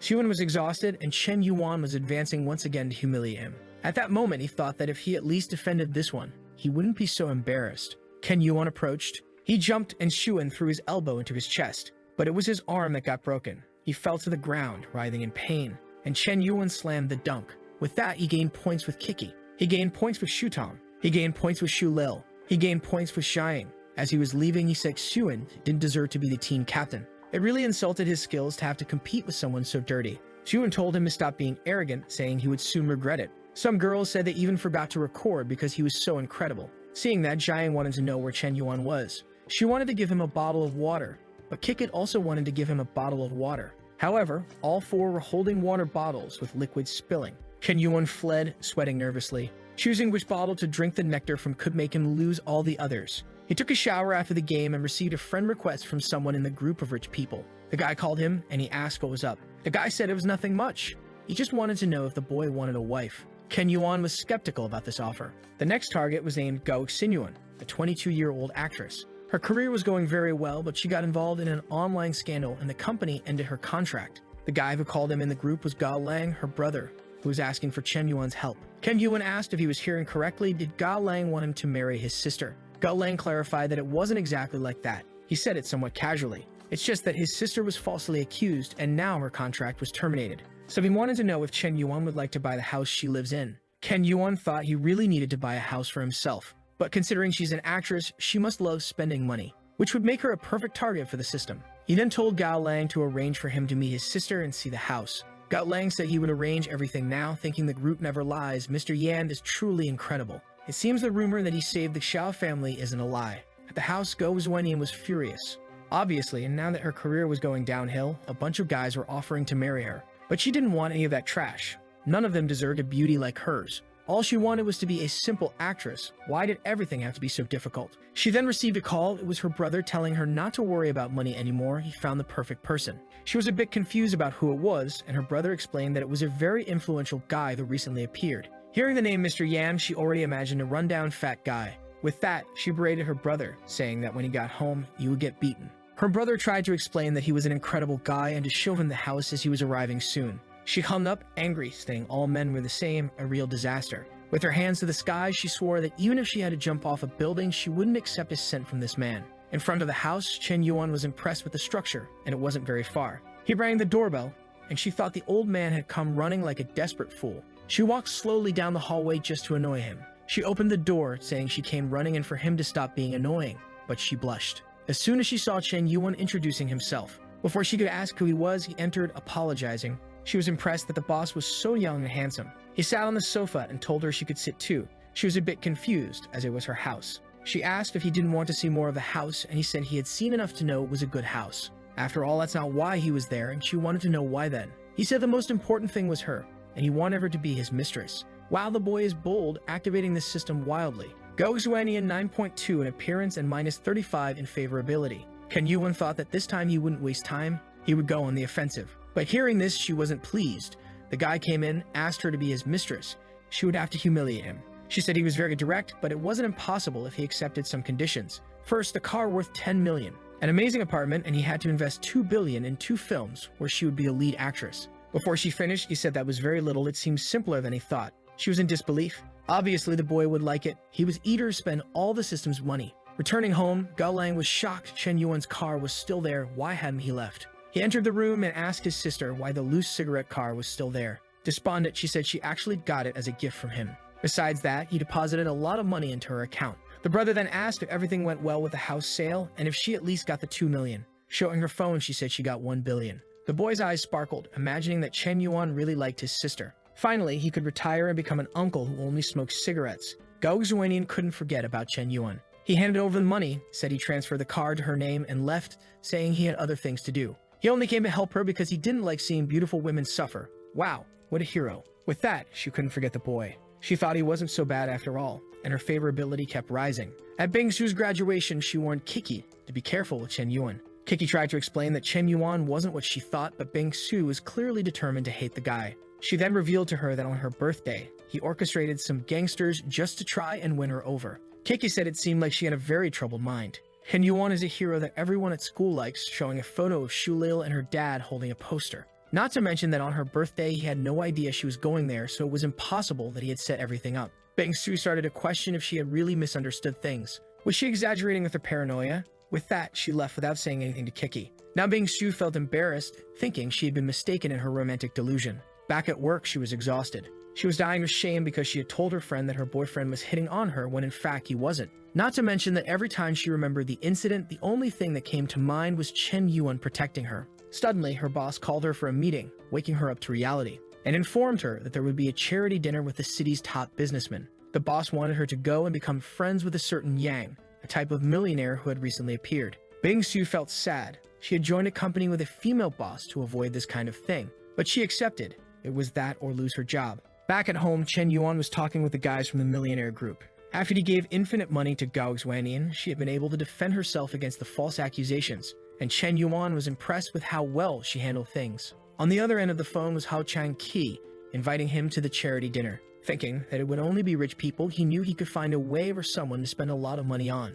So of course he would go. Back at Gao Zhuanian's mansion, she was doing her best to defend herself from the accusations, but it wasn't easy. Every time she needed more money to invest in marketing, she received a transfer from our boy. She tried to convince herself that it was nothing. He wasn't winning her over like that. But favorability doesn't lie. The day of the charity dinner arrived. Of course, all the millionaires that our boy had humiliated were present, from the bar guy to the basketball guy. Suman said he was going to the bathroom. He knew the new magnate of the group would be at that party, and he had researched a lot to get close to this person. He knew it would be someone elegant and sophisticated, an elder with advanced vision. So he stood at the door, wanting to be the first to meet this person. But suddenly, he saw Chen Yuan arriving and wondered why he was there dressed as security. The poor guy had actually spent 20,000 on that suit, really only used to spending the system's money. But he was startled. The security guards were indeed wearing the same suit as him. Yuan went to speak to him, calling him the Prince of Basketball, and asked if he was so broke that he came there to work as security. But Chen Yuan said that wasn't the case and that he was invited to the banquet. Yuan responded that they could enter together then, thinking he was lying and wouldn't have his name on the list. At the entrance, the security asked him to show the invitation, and Chen Yuan was confused. He hadn't received any invitation. Yuan circled him, laughing, saying he was ridiculous. He really came there pretending like that. Meanwhile, another car pulled up to the event. It was Bing Su arriving for work. All the guys blushed upon seeing her. She thought she didn't like arriving in a luxurious car, but unfortunately, it was part of the company's plan.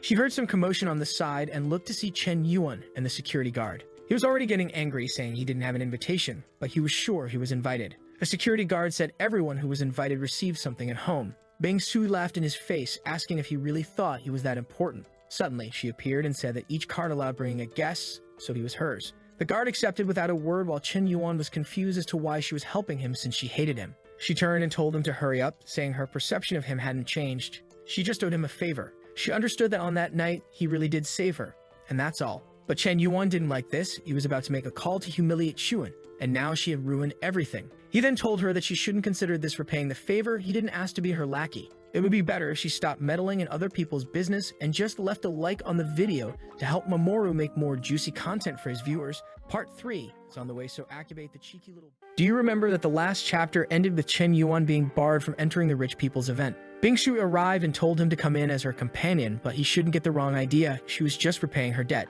Chen Yuan hated this. He wanted to flaunt his wealth and make everyone jealous. He said he was officially invited and wouldn't be her slave in this place. He warned her to stop meddling in other people's business. Bing Shu was furious. She had exposed herself just to help this bastard, and now he humiliated her. The copy-paste extras said it was better this way since this loser would never enter a place like that. The blonde guy told Chen Yuan that this was the nobles' area and he shouldn't come here dressed like a security guard. All of this was fueling Chen Yuan's anger. Then, one of the group's members went to see who was causing such a commotion. He noticed that Tang Xuan, the blonde guy, was trying to humiliate the cigarette solider. He got worried, saying this would cause trouble, and called Hoshin. Meanwhile, inside the event, a man in a suit named Tang Oji was eager to meet the so-called Mr. Smoke. The car guy said Chen Yuan was eccentric, and even though he was very rich, they always treated each other like brothers. Then he got a call saying Chen Yuan was being humiliated and barred outside. He was shocked, asking how they dared to do this to a special guest. The person on the phone said the one bearing him was Tang Xuan, who was from the family of the guy next to him.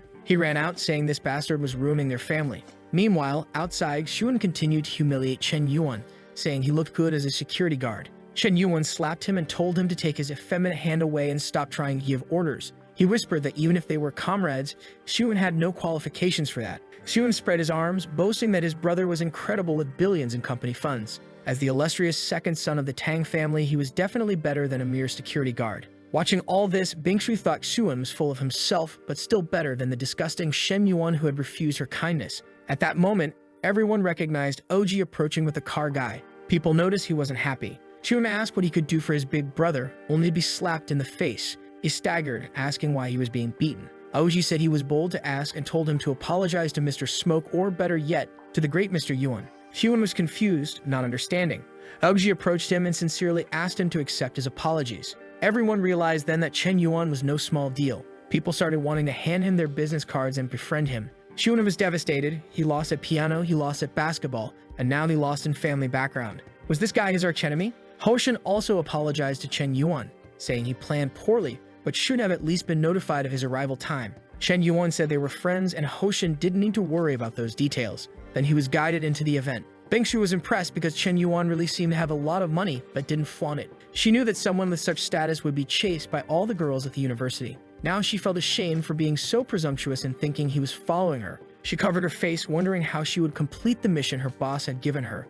especially since the guy she had to talk to was called Smoke Soldier. She started to wonder if she would have to use her physical appearance. Meanwhile, inside the charity auction, Hoshin said there would be jewels, paintings, and even pieces of an island. Chen Yuan was impressed, and the guy said it was all to support the auction. Our guy now had the face of a crazy psychopath eager to spend money. Buying a piece of land in the middle of the city to build something would surely cost a lot. The problem is, as always, he has to give it to some woman to get a share later. He starts thinking about Ruoyu and Yu Ti, but then realizes Bingshui is right behind him. However, he decides to abandon the idea because every time he tries to please her, he gets rebuffed. At that moment, a guy stands up, exclaiming how amazing it is to see her there. The blonde Gausuanian whom our guy had given a mansion to arrived looking strong and healthy. Seeing her from afar, the psychopathic Chen Yuan thought of buying everything in the place and giving it to her. He also found the seating arrangement interesting. It seemed that the more important the person, the closer they were to the front. That's when he recognized that the name of the person beside him belonged to someone extremely important in the city. Apparently, the cigarette soldier was highly respected there. Then someone sat down, and who do you think it was? Of course, it was a girl with extremely high potential, and she probably had her blood tests up to date. People around commented that she was the daughter of Secretary Shu. Our eavesdropping boy just listened. He blushed and got flustered, realizing she was not only the daughter of a big boss, but also healthy and strong. However, he turned to the side, embarrassed and nervous, though he didn't know why. Oji went over to introduce himself to her, saying it was a pleasure to meet her. Obviously, the rascal was already thinking about forming an alliance or even marrying the woman. She recognized his name and said it was a pleasure to meet him too. However, she was already thinking about how much she hated attending these events her father forced her to. But she was curious to know who the boy next to her was, since usually those seats were filled with old men. She tried to talk to Chen Yuan, who pretended not to hear, turning to the side. She was confused, wondering why she was being avoided like the plague. Was she that scary? Chen Yuan was terrified of starting a conversation and having the system create a bond with her. However, she kept pestering him, saying it was rude not to even say his name. Hoshin then told Chen Yuan that he should pay more attention. She was none other than the secretary's daughter. He offered to help if Chen Yuan wanted. Our boy turned around and introduced himself. Immediately, the system started its operation. Chu Yumo, 22 years old, 1.73 meters tall, 54 kilos, 9.1 appearance, and 0 in favorability. The counterattack gives 10% of what he spends, 35 points, and mastery with firearms. But our boy was devastated. This damn system screwed him again. Upon hearing the name, she said she would remember this Chen Yuan. With that, the auction began. The first item was a replica of the Titanic necklace made with diamond and platinum. Someone immediately offered 20 million. The girls were all fretting, saying they needed to receive that from their fathers or they would die. The bids kept increasing to 130, 150 million. Then Chen Yuan raised the paddle and said he would pay 3 billion. People were impressed with his audacity. Chu Yumo thought that he seemed to control his own money. No father would let their son spend that much. The old men were fuming with this type of bidding. The guy had increased the value many times over. The auctioneer asked if anyone would top the cigarette soldier's bid of 105. People were seething with anger,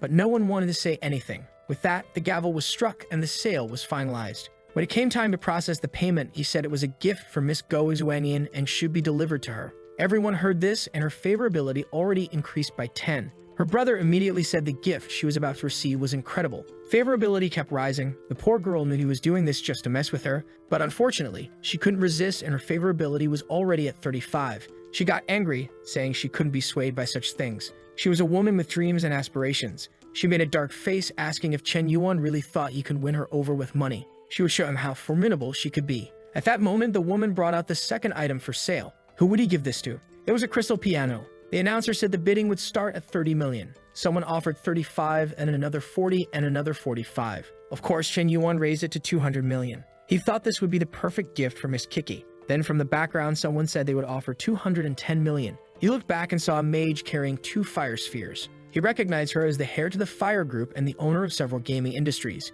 He then raised the bid to 300 million and she increased it to 310. He gave her a hard look and raised it to 500 million. The old men were all crying. Even the auctioneer was angry with this kid. He then asked if anyone would top Mr. Cigarette's offer. The item was sold to him and she was fuming. The guy thanked him for supporting the city's philanthropy so generously. The woman from the Fire Group admitted she was defeated but said buying a piano just to show off without knowing how to play was foolish. Chen Yuan asked why she thought he couldn't play. He stood up and said he would perform on the musical instrument. Of course, the rascal was confident since he had 60 years of mastery. As soon as he started playing, the girls were moved to tears. This time, they really cried from their eyes. They said his music was nectar to their ears. Everyone in the hall was moved, reminiscing about their lives.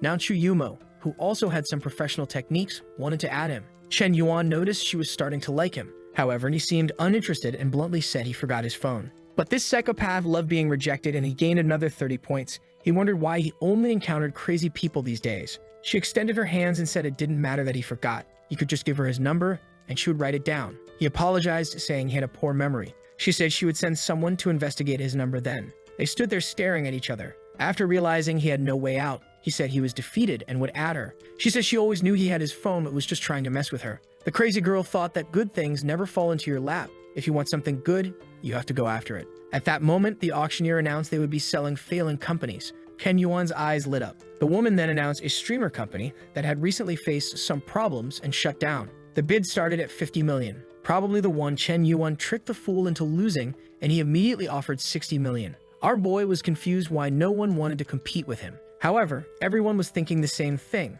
The bastard would triple the value. The presenter said Mr. Chen Yuan was trying to take everything from this place. Was no one willing to make an offer? He struck the gavel 3 times and it was sold. He then announced he hoped Mr. Chen Yuan could rebuild this company and restore it to its former glory. However, one of the guys there had received information about Chen Yuan and was eager to wipe that smile off his face. He went to the corner of the room and told someone to give him all the details to bring this kid down. He discovered that our boy was 21 years old and came from Hubei province. His parents collected oranges and had a pond. The guys looked up all the schools he attended from high school to university, but the hacker revealed that the bank account he used was a global VIP type. Less than 50 people in the world have access to that type of card, usually used for transactions between countries. The old man wondered what kind of joke this was. A farm boy had a card that only country leaders had. He was sure even hackers' information was being manipulated. He realized Chen Yuan had enough influence to alter even government records and told the hacker to stop investigating this dangerous guy. Aoji saw the guy investigating Chen Yuan and discovered something that scared him.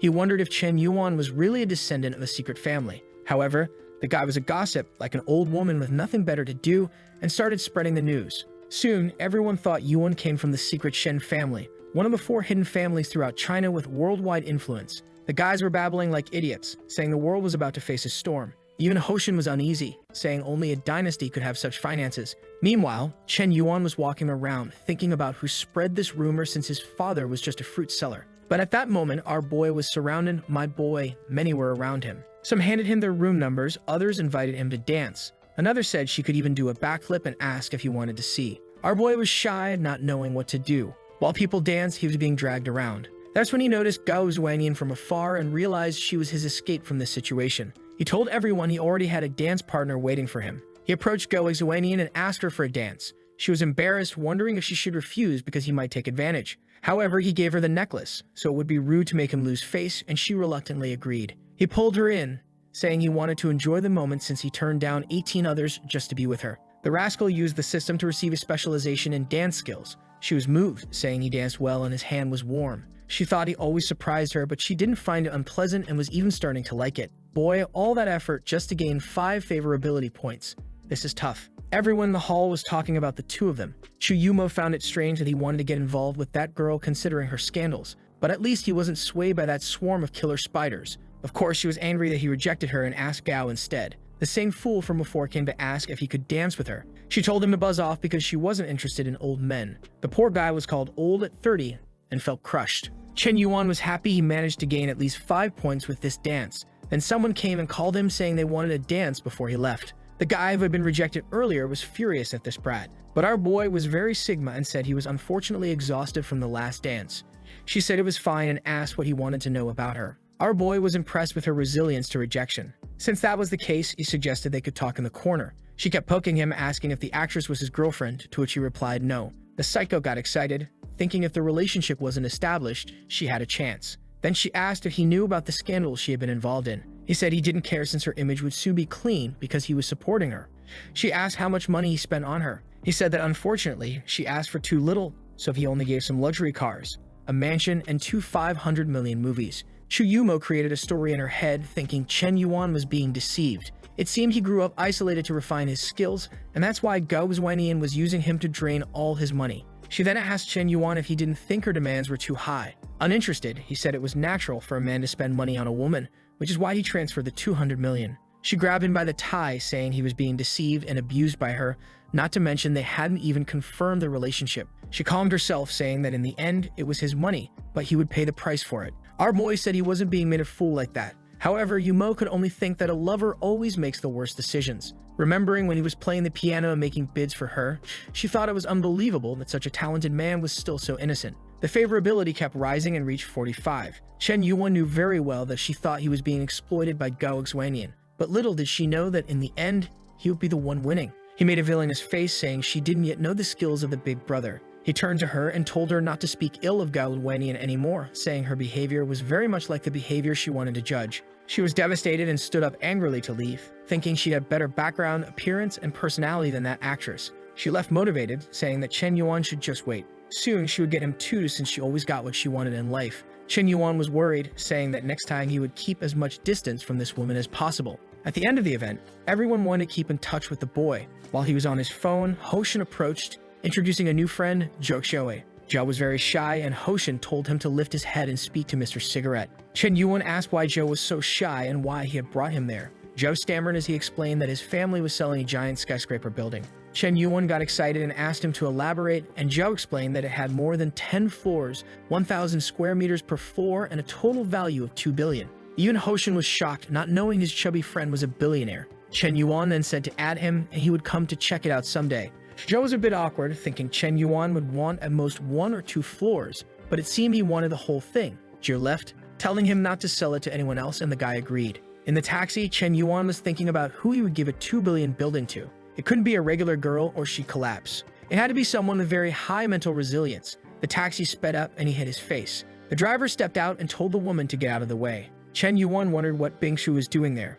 She walked over, opened the door, and got in with our boy, confusing everyone. She turned to the driver and told him to start driving. The poor driver had no choice. Our boy was looking at her, wondering why she was there. Bingshu was motivated. It was her first job after graduation, and she couldn't disappoint her boss. Chen Yuan, embarrassed, tried to be polite to her, thinking he had just gotten rid of that damn Yumo, and now met the worst one.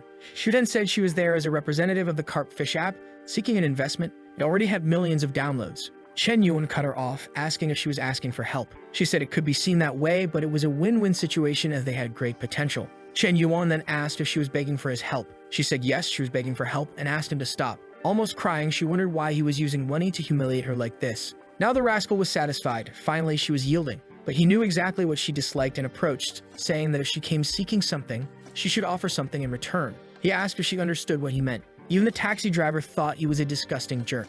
However, Bingshu slapped him, telling him to get off, saying that's why he didn't deserve Kiki. The 10 favorability points he had went down to -5. He moved to the side, saying he had no intention of sleeping with her.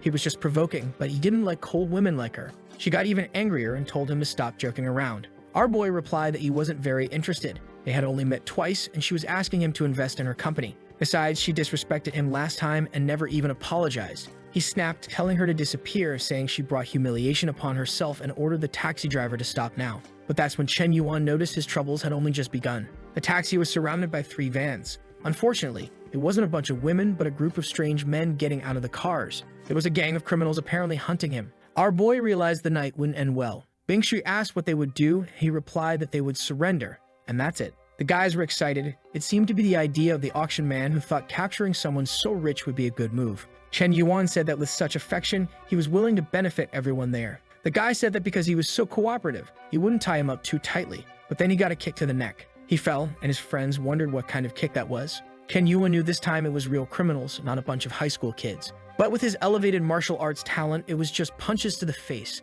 That's when one of them had the idea of using Bingshu as a hostage. But she fought back too, putting one of the guys in a chokehold. The man lost a tooth, wondering what kind of cursed woman she was. Chen Yuan thought he had it under control, but with her involved, things had gotten dangerous. With no other option, he spent all the points he'd been accumulating, 10 in strength and constitution and 20 in agility. Now even his system said he'd be extremely dangerous on a battlefield. Oh my god, the display of millions of punches was horrible, but it hit everyone's face. The leader ordered them to capture Bingshu again, but she kneed him in the groin, saying many men needed to learn their place. But then the guy pulled out an apple peeler. He lunged at her, saying she had to die. Bingshu was scared, thinking her life was over. But someone grabbed the blade with their hand. It was Chen Yuan, who said the habit of threatening women was shameful, dripping to the floor as Bingshu trembled, realizing she almost died. Chen Yuan kicked the guy, calling him disgraceful. Moments later, everyone was lying in red puddles. Bingshu was mumbling incomprehensible things to herself. Then she jumped into Chen Yuan's arms, saying she almost died. That's when our boy realized the iceberg had an adorable side. Now the rascal told her not to worry, that he was there for whatever she needed. Those words he said in the taxi were just a joke. In reality, she was an incredible girl. She asked if that was true and if he really thought that. Chen Yuan said she could trust him. He would even visit the carpfish company she mentioned because he believed in its potential. Now she was thinking that Chen Yuan was the opposite of other guys. He seemed cruel, but he was actually very kind. He acted shameless, but in the end, he was a good guy. And despite coming from such an incredible family, he threw himself into danger to save her. Our boy said it was nothing, just a little scratch. But now, it was too late. He gained a bunch of favorability points, shooting straight to 80. With that, the police arrived and arrested the criminals. Someone beside him remarked that they hadn't seen him for hours and he was already in trouble again. Chen Yuan asked why this person was there. Boy, it was Chu Yumo, who turned out to be an officer from the explosive squad, always carrying 2 spheres ready to blow. Our boy had beaten the guys so badly that some were getting blankets on the asphalt. The officer reported that 1 was dead and 7 were severely injured. It looked like a battlefield. Chu Yumo was thinking that 8 bandits came to take him down, but the boy reversed the game. Now she was excited, saying it would be worth it considering his combat skills. Seeing Bingxi staring at him, she was sure all the women were eyeing him. She got even angrier because every time she wanted to talk to him, she had to compete. She approached and said they both had to go to the station to recount everything that happened. Later, at 3 a.m., an officer approached Bingxi and told her she could go. She asked if Chen Yuan was coming too. The officer explained that unfortunately, no, because Chen Yuan was being interviewed by the captain. Bingxi said if that was the case, she would wait for him, and the officer said she could stay. An officer found it strange because she seemed very eager to wait for the guy. The captain asked to turn off all the cameras for his interview. She wondered if the game was turning against the boy. Sitting in the chair, Chen Yuan wondered what Chu Yumo was planning. Someone opened the door and handed him some food. He ate the noodles, saying he never imagined she would be a police officer. He gained another 5 favorability points, and she said the possibilities were limitless. Our boy wondered why eating noodles increased the favorability. Then he asked why he, the victim of the attack, was being detained. She approached and said it seemed he was eager to escape her, but couldn't forget he took a life today. She grabbed his chin and asked what his relationship with Bingxi was. Embarrassed, he said she came to talk to him about investing in a company. But out of nowhere, the psycho started tearing everything apart. Our boy was beaten up and asked what she was thinking of doing. Respectfully, she pulled out a medical kit. If you thought otherwise, you're lost, go seek help. She then told him to stop thinking nonsense because she wasn't going to harm him. Seeing his dumbfounded face, she found it ridiculous that he really thought she would take advantage of him, and he said he would never think such a thing. But our boy said she was a very busy woman, so he would take care of it himself. She told him to stay still because he was too clumsy and would end up hurting himself more. Our boy realized he was being crushed, but noticed she was playing a game with him. He remembered well how girls had played this game with him in the past. They seemed to show care and attention at first, but in the end, he was always abandoned, humiliating himself by kissing their feet. Seeing Yumo as a devil, he was sure this was a trap for a Sigma man like him. He then got up and told her to keep her distance because they had only known each other for a day. Yumo asked what he was talking about since she was just bandaging him. He said he wasn't mad, but she needed to understand that he had someone else he liked. He turned poetic, saying life is full of encounters, but unfortunately, her time had passed. If it had been earlier, she might have had a chance. But if he were the type to change his choice all the time, she wouldn't like him either. Obviously, nothing works with this crazy girl who now thinks he loves purely. She went crazy, and our boy ran straight to the taxi. But from above, the mad woman was just observing, thinking no way she would lose this guy to those other cursed women. Meanwhile, Bingxi was sleeping at the police station. When he got home, he was exhausted. The day had been a mess, and he just wanted to sleep. However, when he entered, he heard the sound of a shower. He saw a silhouette in the mist and thought the president liked testing his self-control. An angel told him to calm down while the devil told him to go in. But an unknown girl came out of the shower, saying it was very comfortable there. She saw Chen Yuan, who was paralyzed, got scared and screamed for help. A while later, she was crying to Kiki, saying she would never marry because she had been seen. Chen Yuan, losing patience, said he was going to take a shower, but the friend was angry, saying that Rascal had seen everything and had Miyun apologize. Kiki tried to explain that he was a good friend, but Mei Ming found it strange that her friend was defending the guy and wanted to know what was going on between them. She ran to Kiki and told her to stop involving herself with losers like him, especially now that she lived in such a house and was a streamer who received millions. She couldn't get involved with someone like him. Embarrassed, the president said her friend was thinking wrong. Chen Yuan was an extraordinary man. Kiki hadn't explained to her friend that the house wasn't really hers. But Mei Ming kept trash-talking Chen Yuan, saying that yesterday there was an auction and a guy bought a bunch of stuff.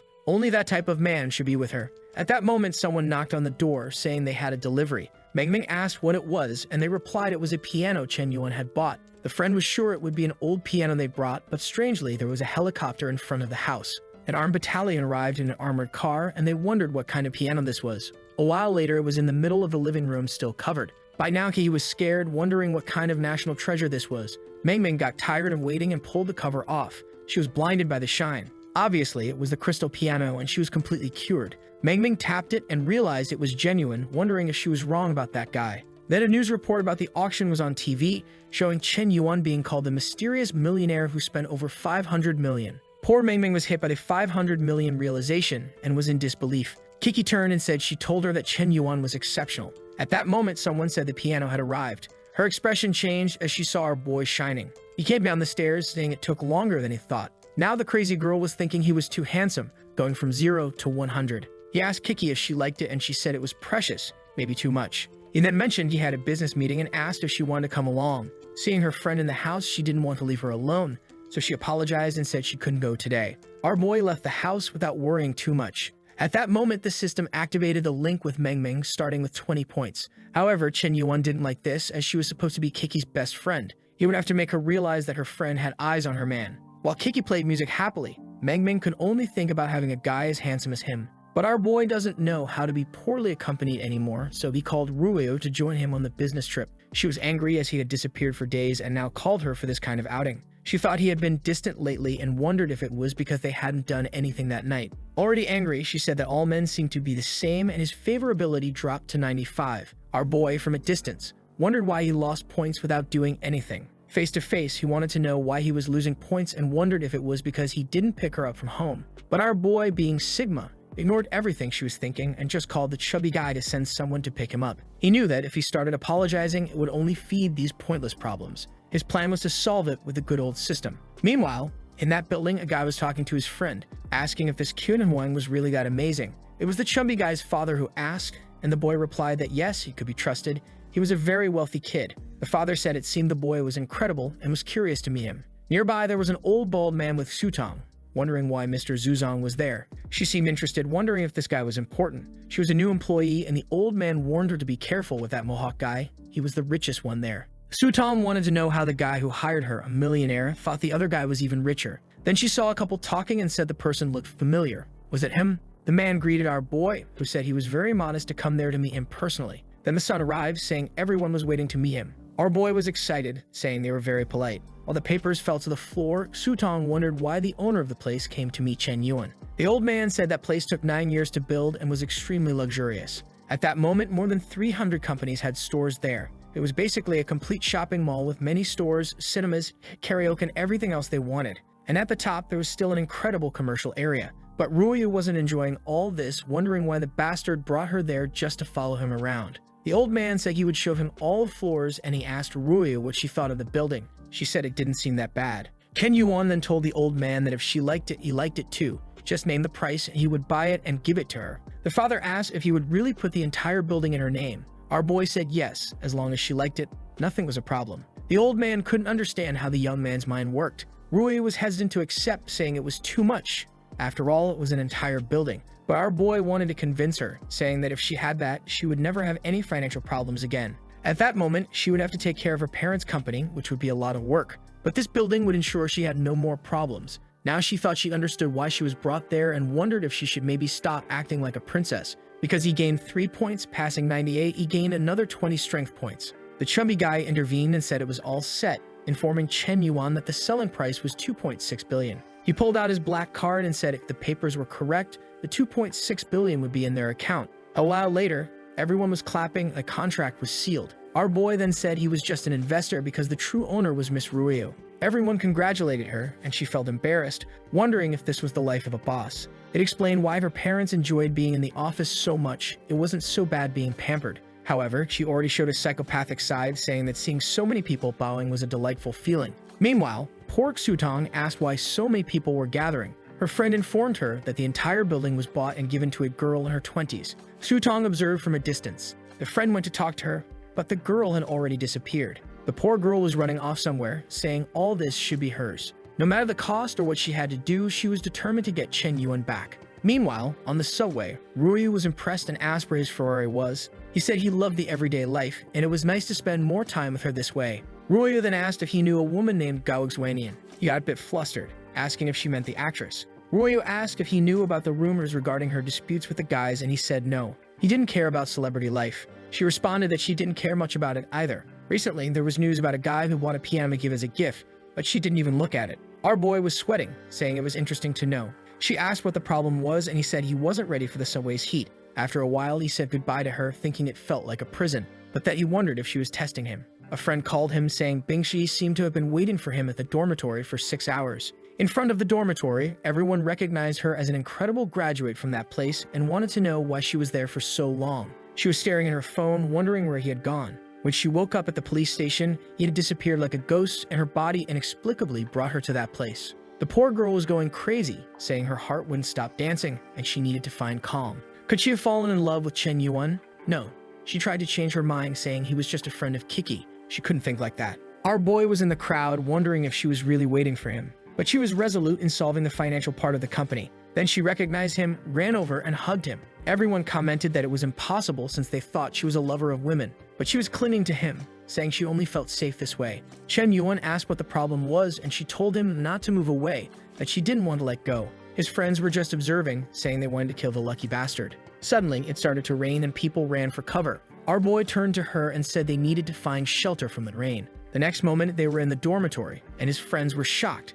She sat in the chair, thinking it wasn't as dirty as she imagined. The friends wanted to know how the hell he managed to get something like this. Suddenly, she asked why his laundry basket had so many dirty clothes. When the rain stopped, she wondered why she took that without thinking straight. Chen Yuan didn't worry much and said he would take her back home. On the way, he asked if all this was because of the help the company needed. She remembered the company and said yes, it was all for the company, which is why she was there. She mentioned that she hadn't sent a message because she didn't have his number. Could he give it to her? He said it wasn't a problem and told her she could contact him whenever she wanted. She asked if it was only about the financing he was talking about, but our boy was already leaving, saying not to worry, he would check the company tomorrow. The poor girl kept saying she was indeed a bad woman for doing this, but she felt at peace when she was close to him. She just didn't know how she would be treated when Kiki found out. The next day, he received a message from Ruyo asking for help to receive the company's funds, but he told her to put someone else in charge now that she was the boss since he had things to do. He was in the car with Bingsu, who asked why he was so happy. Our boy was wondering why, after one night, she already seemed angry again. Bingsu concluded that she couldn't get involved in other people's relationships. Chen Yuan had many other options, so obviously he didn't want her. Boss and informed her that they would be there soon. However, the office of Bingsu's company was in Ruyo's building. He asked if the company was really located there, and she confirmed it. Now he was in trouble. If Ruyo saw him, he would lose the maximum favorability he had already gained. With no option, he went to the elevator, which opened with Ruyo inside. She asked what he had to do that was so important this morning. Inside, there was an awkward silence. Our boy tried to stay calm, saying he couldn't show any signs of stress. He then introduced Bingsu, saying she worked at the carpfish company in the technology industry. He turned to Bingsu and introduced Ruyo as the owner of the entire building. Bingsu was impressed that such a young woman owned such a large place, but seemed curious about Chen Yuan's relationship with his school colleague. She introduced herself and said it was nice to meet her. However, Ruyo just stared and said hi, finding it very suspicious that such a beautiful woman was with Chen Yuan. Even though she knew he was unfaithful, he couldn't be that shameless. Once she collected the rents, she would deal with him.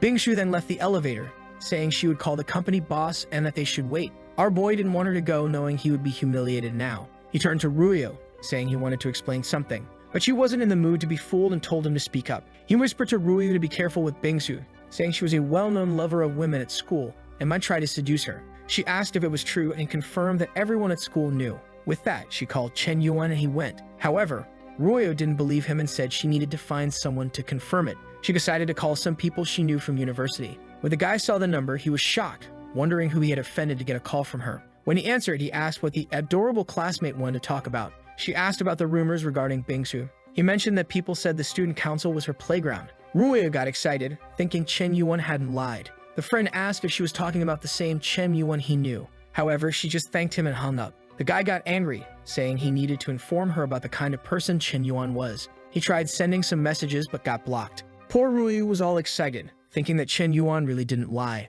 When the guy started sending a bunch of messages, she blocked him. In the meeting with the president in a flexible suit, she went over all the company's numbers. Our boy was there just to spend money, so he wasn't interested in that. He raised his hand and said he already understood well because Bingsu had explained about the company. He asked her to just name the company's price. The president hesitated, knowing he had power that defied logic. She knew her company was worth $1 billion and needed at least $100 million in investments. She said $1 billion, and our boy was shocked. She wondered if she had mentioned a too high value. Chen Yuan asked if she had really taken all this time to mention such a low value. He then said he would buy 49% for $1 billion, but had a condition. The value was too good, so she wanted to know what the condition was. The president thought she was too old for him to try something like that, but if he insisted too much, it wouldn't be a big problem. He revealed that the condition was that all shares be transferred to Bingzhu's name. A while later, he left the room and she was stunned. Bingzhu asked how the conversation had gone. Our boy said she worked very well and would soon receive a promotion. She said she wasn't there for that and asked what he was planning.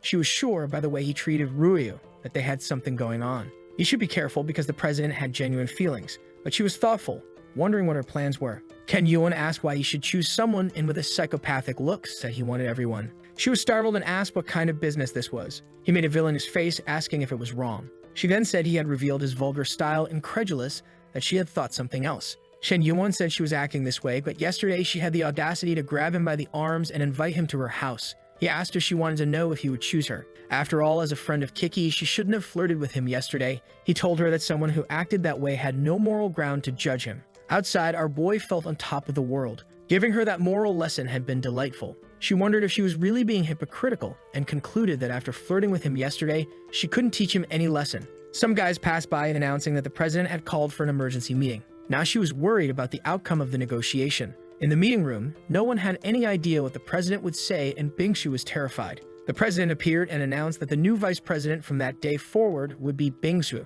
She was confused, wondering why she had been promoted. The other employees were angry, especially since she had started working just a week ago. The president said they had no say in the matter, as Bingzhu was a skilled, wealthy woman who had contributed significantly to the company. She presented the contract showing that Bingzhu owned 49% of the company's shares. With that, no one could question anything. The president thought to herself that Chen Yuan was quite the boss, so young and buying half the company. People commented that they never imagined Bingzhu had so much money. The president raised her arm and told everyone to applaud her. Bingzhu, emotional, wondered if this was Chen Yuan's doing. She remembered him asking how she was sure he wouldn't choose her. She blushed and felt passionate, thinking this proved that he chose her after all. She gained 5 favorability points, then another 5, reaching 95. Now she was Chen Yuan's bootlicker, and he gained 35 strength points. Since he spent 1 billion on her, he received 100 million back. Our boy was confident, saying that having a spending strategy was the best plan. When he was just throwing everything at Seoul, he neither spent much nor gained much. But now that he planned step by step, he managed to invest much more and came out profitable. At that moment, his phone rang. It was Gao Xuanyan, crying and asking if she was an idiot. He asked what the problem was, and she said the former director had bought a bunch of people to speak ill of her again. The entire industry was cursing her, ruining her public opinion once more. Chen Yuan was shocked. Who was the bastard who had overturned his counterattack? He had spent 200 million, and they managed to reverse the opinion again. He told her to calm down and that he would take care of everything. This guy, known as Lord Tiger or Wang Yehu, was infamous for using his influence in the industry to take advantage of women. But it seemed this significant change in opinion was due to another actress named Fang Jingyuan. Chen Yuan asked if she was that influential, and Hoshin confirmed. She was extremely famous and made many donations, so anything she said was taken to heart by the public. He warned Chen Yuan that to take down a guy like Wang Yehu, they would need unconventional methods. Our boy asked what the plan was, and Hoshin handed him a card of someone who had information that could ruin Wang Yehu's career. All they needed was to find this person. The scene shifted to a busy street where our boy wondered who would work in a place like that. Climbing some floors, he heard someone shouting about receiving payment next month. Approaching, he wondered why this guy was there. It was the pineapple-headed chubby guy cursing a man on the ground, saying they would cut his hand off. The bespectacled man, Sejin, apologized, saying he was about to finish a film and would make a lot of money to pay off his debts. But the pineapple guy said this kid had offended Wang Yehu, the so-called tiger, so it would be impossible for his film to succeed. Sejin insisted that his film had a lot of potential and that this time it would succeed. The chubby guy was about to strike him when someone ordered him to stop. He got punched in the face and fell to the ground again. The kid got up, asking who was brave enough to do that. Chen Yuan asked if he had forgotten him, and immediately the chubby guy started crying. Remembering his father's warning never to provoke this kid, he quickly apologized, saying he would leave if that was the case, and they ran away. Saijin, seeing the chubby guy get scared, was excited to meet this person. Chen Yuan turned to him and said he was there to ask a favor. Sijin adjusted his glasses and said he had something to say too. He fell to the ground, pleading to be adopted as a son because he needed help. After everything was explained, he asked if Chen Yuan really wanted to destroy the Tiger King. Chen Yuan replied that he had no plans to be anyone's sugar daddy, but yes, he wanted to destroy Wang Hu. Saijin thought that with Chen Yuan's potential, it might be possible. He then revealed that he did know something that could ruin Wang Hu. Our boy asked for the price. Saijin said the price was to be his sugar daddy and invest in his films. Chen Yuan was moved by the guy's determination to pursue an artistic career. He then revealed that he was starting a film agency with Gao Wanian and that Sijin could join. If he needed money, he could just ask. Sijin agreed, saying the deal was set, and now they were loyal comrades. He handed over a USB drive, saying it contained his secret weapon. Not only Wang Hu, but the entire entertainment industry would be shaken. Chen Yuan asked what kind of video it was, and Sijin said things would become crystal clear when he saw it. The video showed Wang Hu, the popular actress. Our boy said that with such information, they could really threaten both of them. Sijin warned that it would be terrifying, but Chen Yuan assured him that with his support, nothing would go wrong. Meanwhile, at Gao Zhanian's house, she was furious because people hadn't stopped cursing her for 3 days. At this rate, she was beginning to consider leaving the entertainment industry.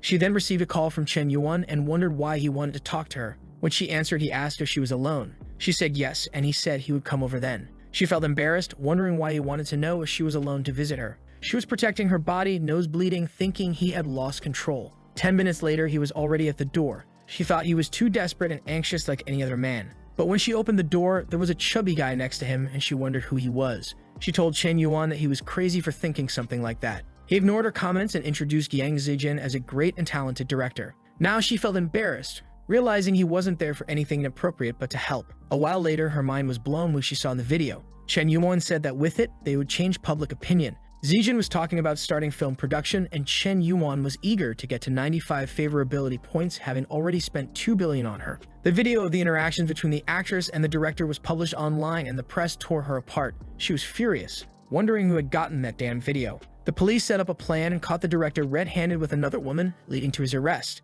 As soon as he saw the handcuffs, he knew it was all over. Taking advantage of the shift in public opinion, Gao Wanian held a press conference with the company, announcing that in partnership with director Sijin, she would launch her own film company. They received 2 billion from investors to create a masterpiece. All the journalists were impressed by the amount, while our boy was just smiling. He felt like the boss behind the scenes, which wasn't a bad thing for him. However, the guy blocked by Rui wasn't going to leave Chen Yuan in peace. He called President Kiki, saying he had something to tell her about Chen Yuan. Soon after, she was angrily questioning him, even though her traitor's friend suggested she calm down a bit. Kiki said that all these accusations about him having so many women might not be true. However, Kiki also found it strange that lately he hadn't been speaking to her, and she was feeling a bit impatient. May have understood that someone like him would attract many women, but he seemed like a man of absolute devotion. Then she saw Bingsu standing nearby, wondering whether to accept his proposal. When she saw the president, she wondered how she knew she'd be there. The president asked why Bingsu, a graduate, was there and why she hadn't informed her about her visit.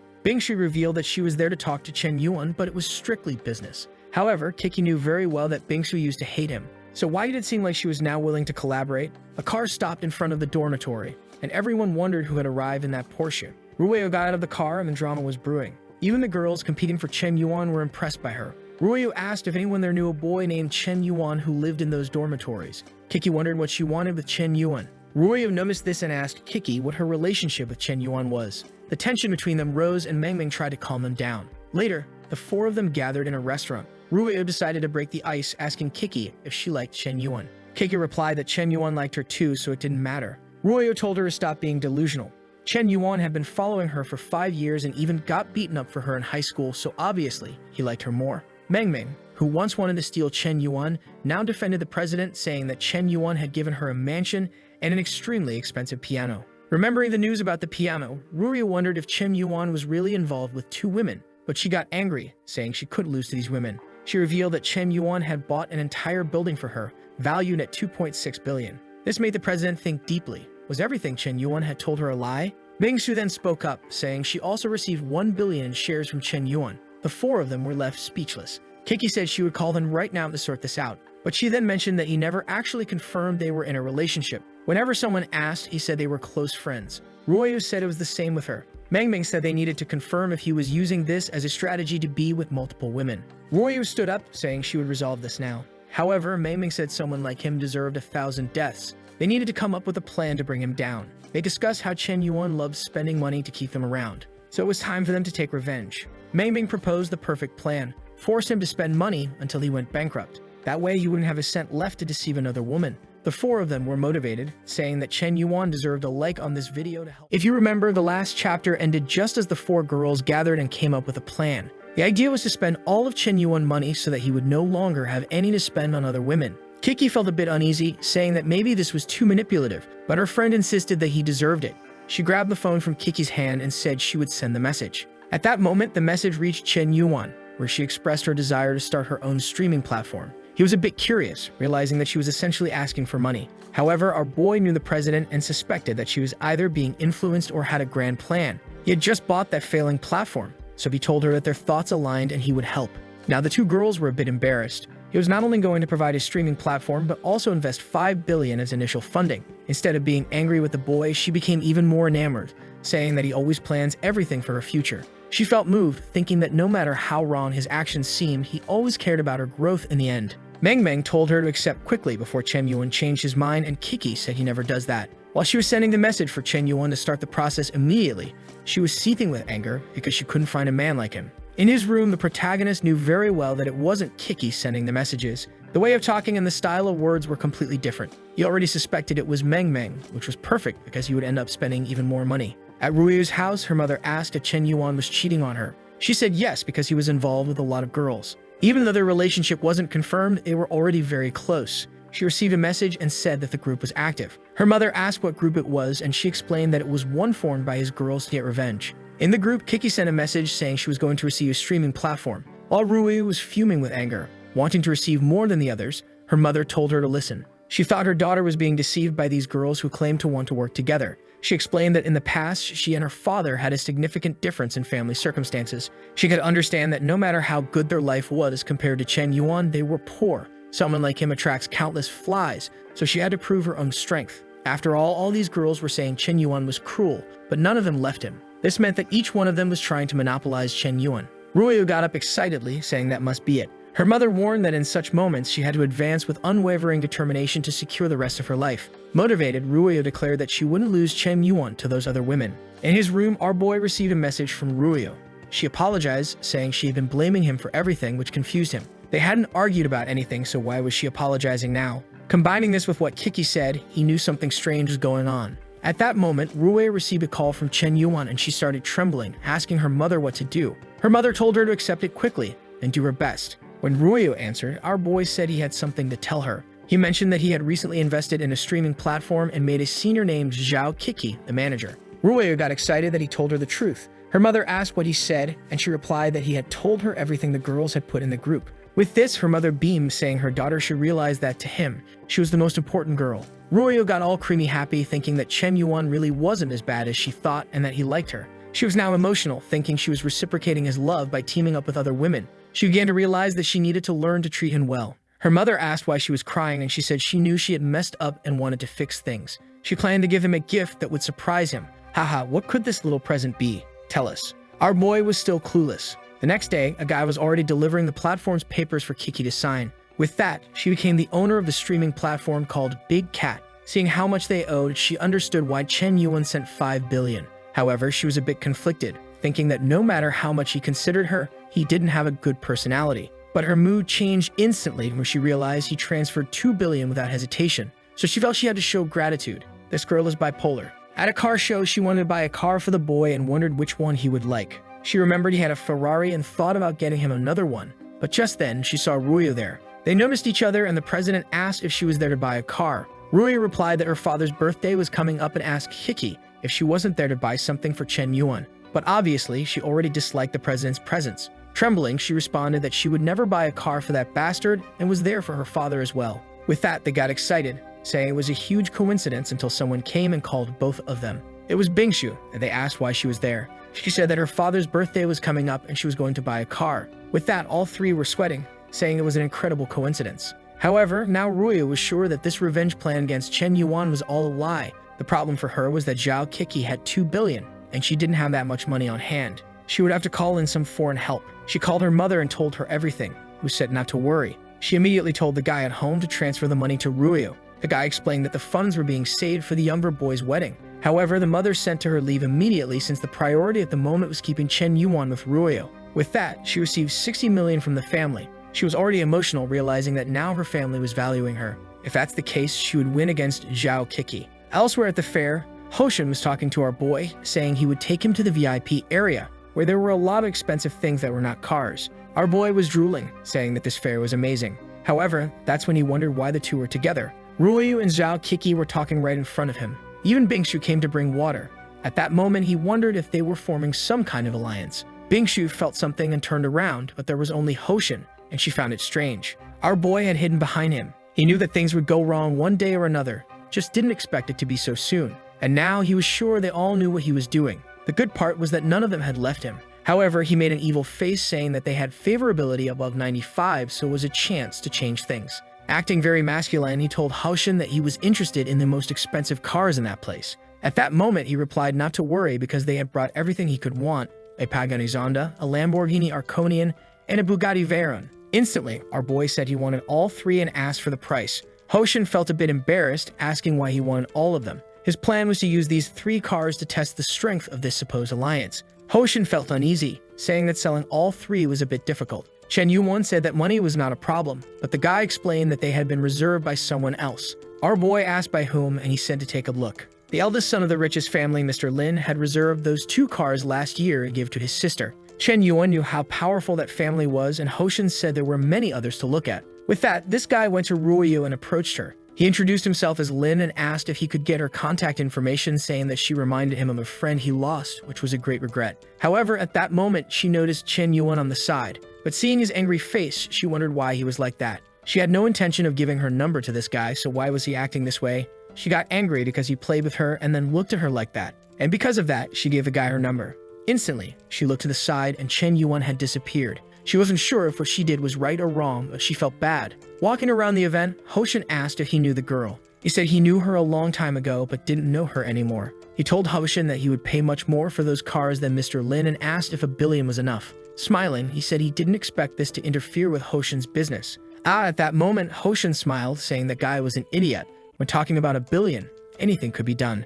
He was excited he would profit 800 million more than usual just because of the fight between the two, and that was perfect. He knew that Mr. Lin was important, but not more important than 800 million in his account. The card was swiped, and our boy was now confident. Hoshin asked if he wanted anything else, and our boy said he wanted to prepare something for the exhibition. At the event, Rui was still looking for our boy. Suddenly, some guys came and placed a piano in the middle of the event. Everyone was confused because this sort of thing wasn't common. Then, out of nowhere, Chen Yuan started playing, and she wondered what song it was since she had never heard it before. The sound was melancholic, and she began to cry. People at the event were all emotional, saying that it felt like seeing a distant person. Kiki remarked that Chen Yuan didn't seem very happy, and Bingshu asked if it was because of what Ruoyu did. Ruoyu herself began to realize that his music conveyed a sense of disappointment. Chen Yuan finished playing and stood up, saying that when you love people, you let them do what they want, even if it means getting hurt yourself. He walked away, saying that Ruoyu was now free. She started crying, saying she was wrong, and begged him not to leave her. She tried to run after him desperately, but Hoshin told her to wait. He asked if she was Ruoyu, and she confirmed. With that, he handed her a document saying that she had received a Lamborghini Arconian from Chen Yuan. She stood there trembling, not understanding what was happening. Hoshin explained that Chen Yuan had bought the car for her without much thought. Apparently, he had deep feelings and was very generous. Now she was all distraught, crying, wondering what she had done. She had destroyed all his trust out of selfishness. Left abandoned at the event, the other two girls approached her, telling her not to cry. Then Hoshin arrived and also informed them that they both received multi-million-dollar cars. They stared at each other, thinking about our boy. Bingshi said it seemed Chen Yuan knew everything. Kiki confirmed, saying that even though he knew, he never questioned what they would do. In the end, he just tried to maintain the balance of their relationships, and despite being a jerk, he was still a jerk who cared about them. Emotionally, Kiki said he gave everything without expecting anything in return. Bingshi added that in the end, they could always rely on him. Ruoyu said she felt horrible for trying to deceive him just for money. With that, he gained another point of favorability with the three reaching 99. In a taxi on the way home, he was excited. That 1 billion had brought him to the brink of reaching 100 with all three, and he was curious to know what would happen at the maximum score. At the university, Ruoyu apologized, but he said he wanted to be alone for a while. The boy wasn't stupid and knew that if he spoiled her too much, she would always cause trouble. While walking around, someone asked if it was really him. It was Shul, whom they hadn't seen in a long time. She looked very casual. Our boy thought she seemed a bit different today. She grabbed his arm and started pulling him, saying she wanted to show him something. He asked what it was, and she said it was a secret. He already suspected she probably wanted some branded bag. In the end, they're all the same, but he was curious to see what it was this time. In front of the apartment, he asked what she was planning, and she told him not to be impatient. She opened the place, revealing a bunch of portraits of Chen Yuan hanging on the walls. He felt a bit embarrassed and asked if she had done all that. She said yes, the place was too empty, so she made some portraits. He asked if that was the surprise, and she said no, it was just part of it. She told him that the house was the gift she would give him. He felt awkward. asking if she was really going to give him the entire house. She said yes. After the donation he made, her father stopped getting involved in gambling and managed to rebuild the family. Because of that, his business kept improving. With her father's change, she realized she also had to reflect on her actions.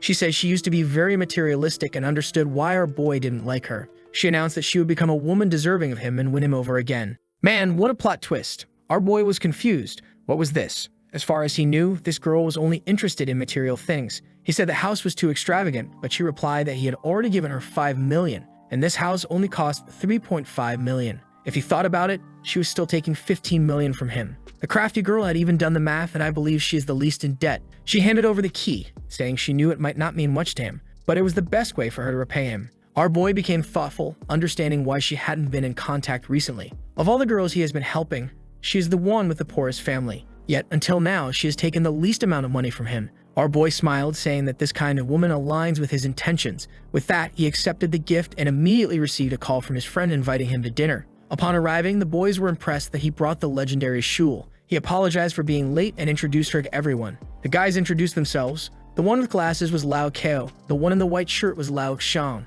and the chubby one was Lao Hao. Chen Yuan also introduced Shul, but the guy said everyone already knew her, so there was no need. However, the one with glasses had a serious question and wanted to know the nature of their relationship. Both of them felt a bit awkward, and everyone stared at the guy, surprised by his boldness. Shul said she wasn't quite sure about their relationship. She was chasing after Chen Yuan, but he hadn't agreed yet. She was willing to give him a warm place to stay inside every night, known as a house, but she hadn't been very lucky. The friend said that even in the most fantastical story, they wouldn't have dared to think of such a plot. At that moment, a cup fell nearby. Bingshu was there, disguised, not wanting to be seen. She thought it was crazy that the woman had given Chen Yuan a house while she had never done anything. At this rate, his impression of her would only worsen, while this new girl would surpass everyone. She quickly went to the group chat to inform the others, telling them about a girl named Shul who gave Chen Yuan a house. She also mentioned the restaurant and Ruoyu said she was heading there now. They finished eating and the group asked for the bill. However, Shul said she would pay for everything since it was the first time they were eating together.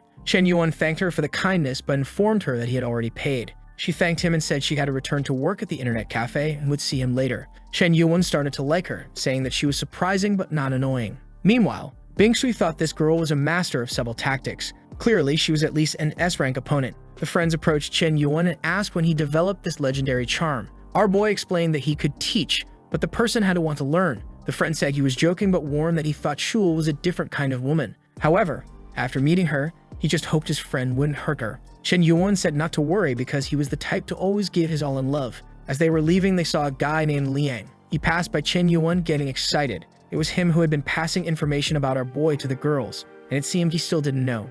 At that moment, a Rolls-Royce stopped in front of the restaurant and he wondered if it was real. The car's window rolled down and out stepped a furious Ruoyu, but the idiot Liang was smitten. She walked towards Chen Yuan, and he was sure she was going to scold him. However, she hugged him, crying and apologizing, saying she had been doing everything wrong. She informed him that she had deleted that person's number and never wanted to see him again. She just wanted forgiveness. Seeing her using heavy spherical tactics against our boy, the guys were astonished by her skills. Liang was seething with anger as he had been bad-mouthing Chen Yuan to her behind his back, but in the end, she was there licking his boots. Our boy told her not to worry because she had never been wrong. They really had no relationship and he shouldn't get involved with whomever she befriends.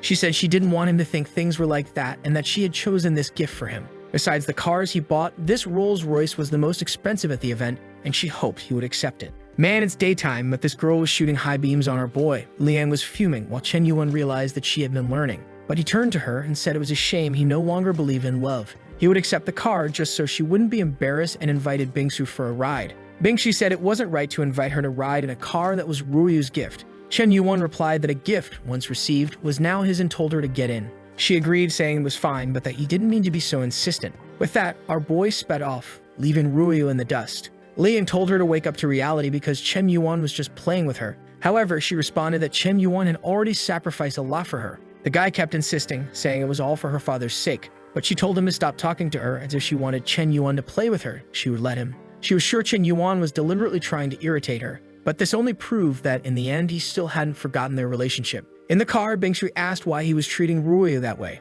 He replied that she hadn't become what he expected, and in the end, he was disappointed. Apparently, it was his mistake, not hers. Bingshi said he seemed to care and questioned if she was his first love. Chen Yuan laughed, saying that for an ugly guy like him, there was no such thing as a first love. She laughed and he felt a bit embarrassed. With that, she said she got a question and wanted a sincere answer. He said he was all ears, and she asked why he handed over 1 billion in koi fish shares. Chen Yuan asked if she wanted the truth or lies. She told him to be sincere, and he said he had no feelings for her and only did it as a favor. She said that didn't make sense and asked what he gained from it. He said there was something he wanted her to do. She seemed confused and he sped up the car. He then said he received a system with 90 trillion but could only use to impress girls. She told him to stop reading Manhwa and tell the truth. He then said he spent money because she was beautiful and he wanted to take her to bed. She felt a bit embarrassed but thought that if it was Chen Yuan, she wouldn't mind. Our boy was confused. This woman had changed a lot. Apparently, she had some sort of personality issue. Chen Yuan dropped her off at home and left. She stood there thinking that she had never had any physical action, but it was strange.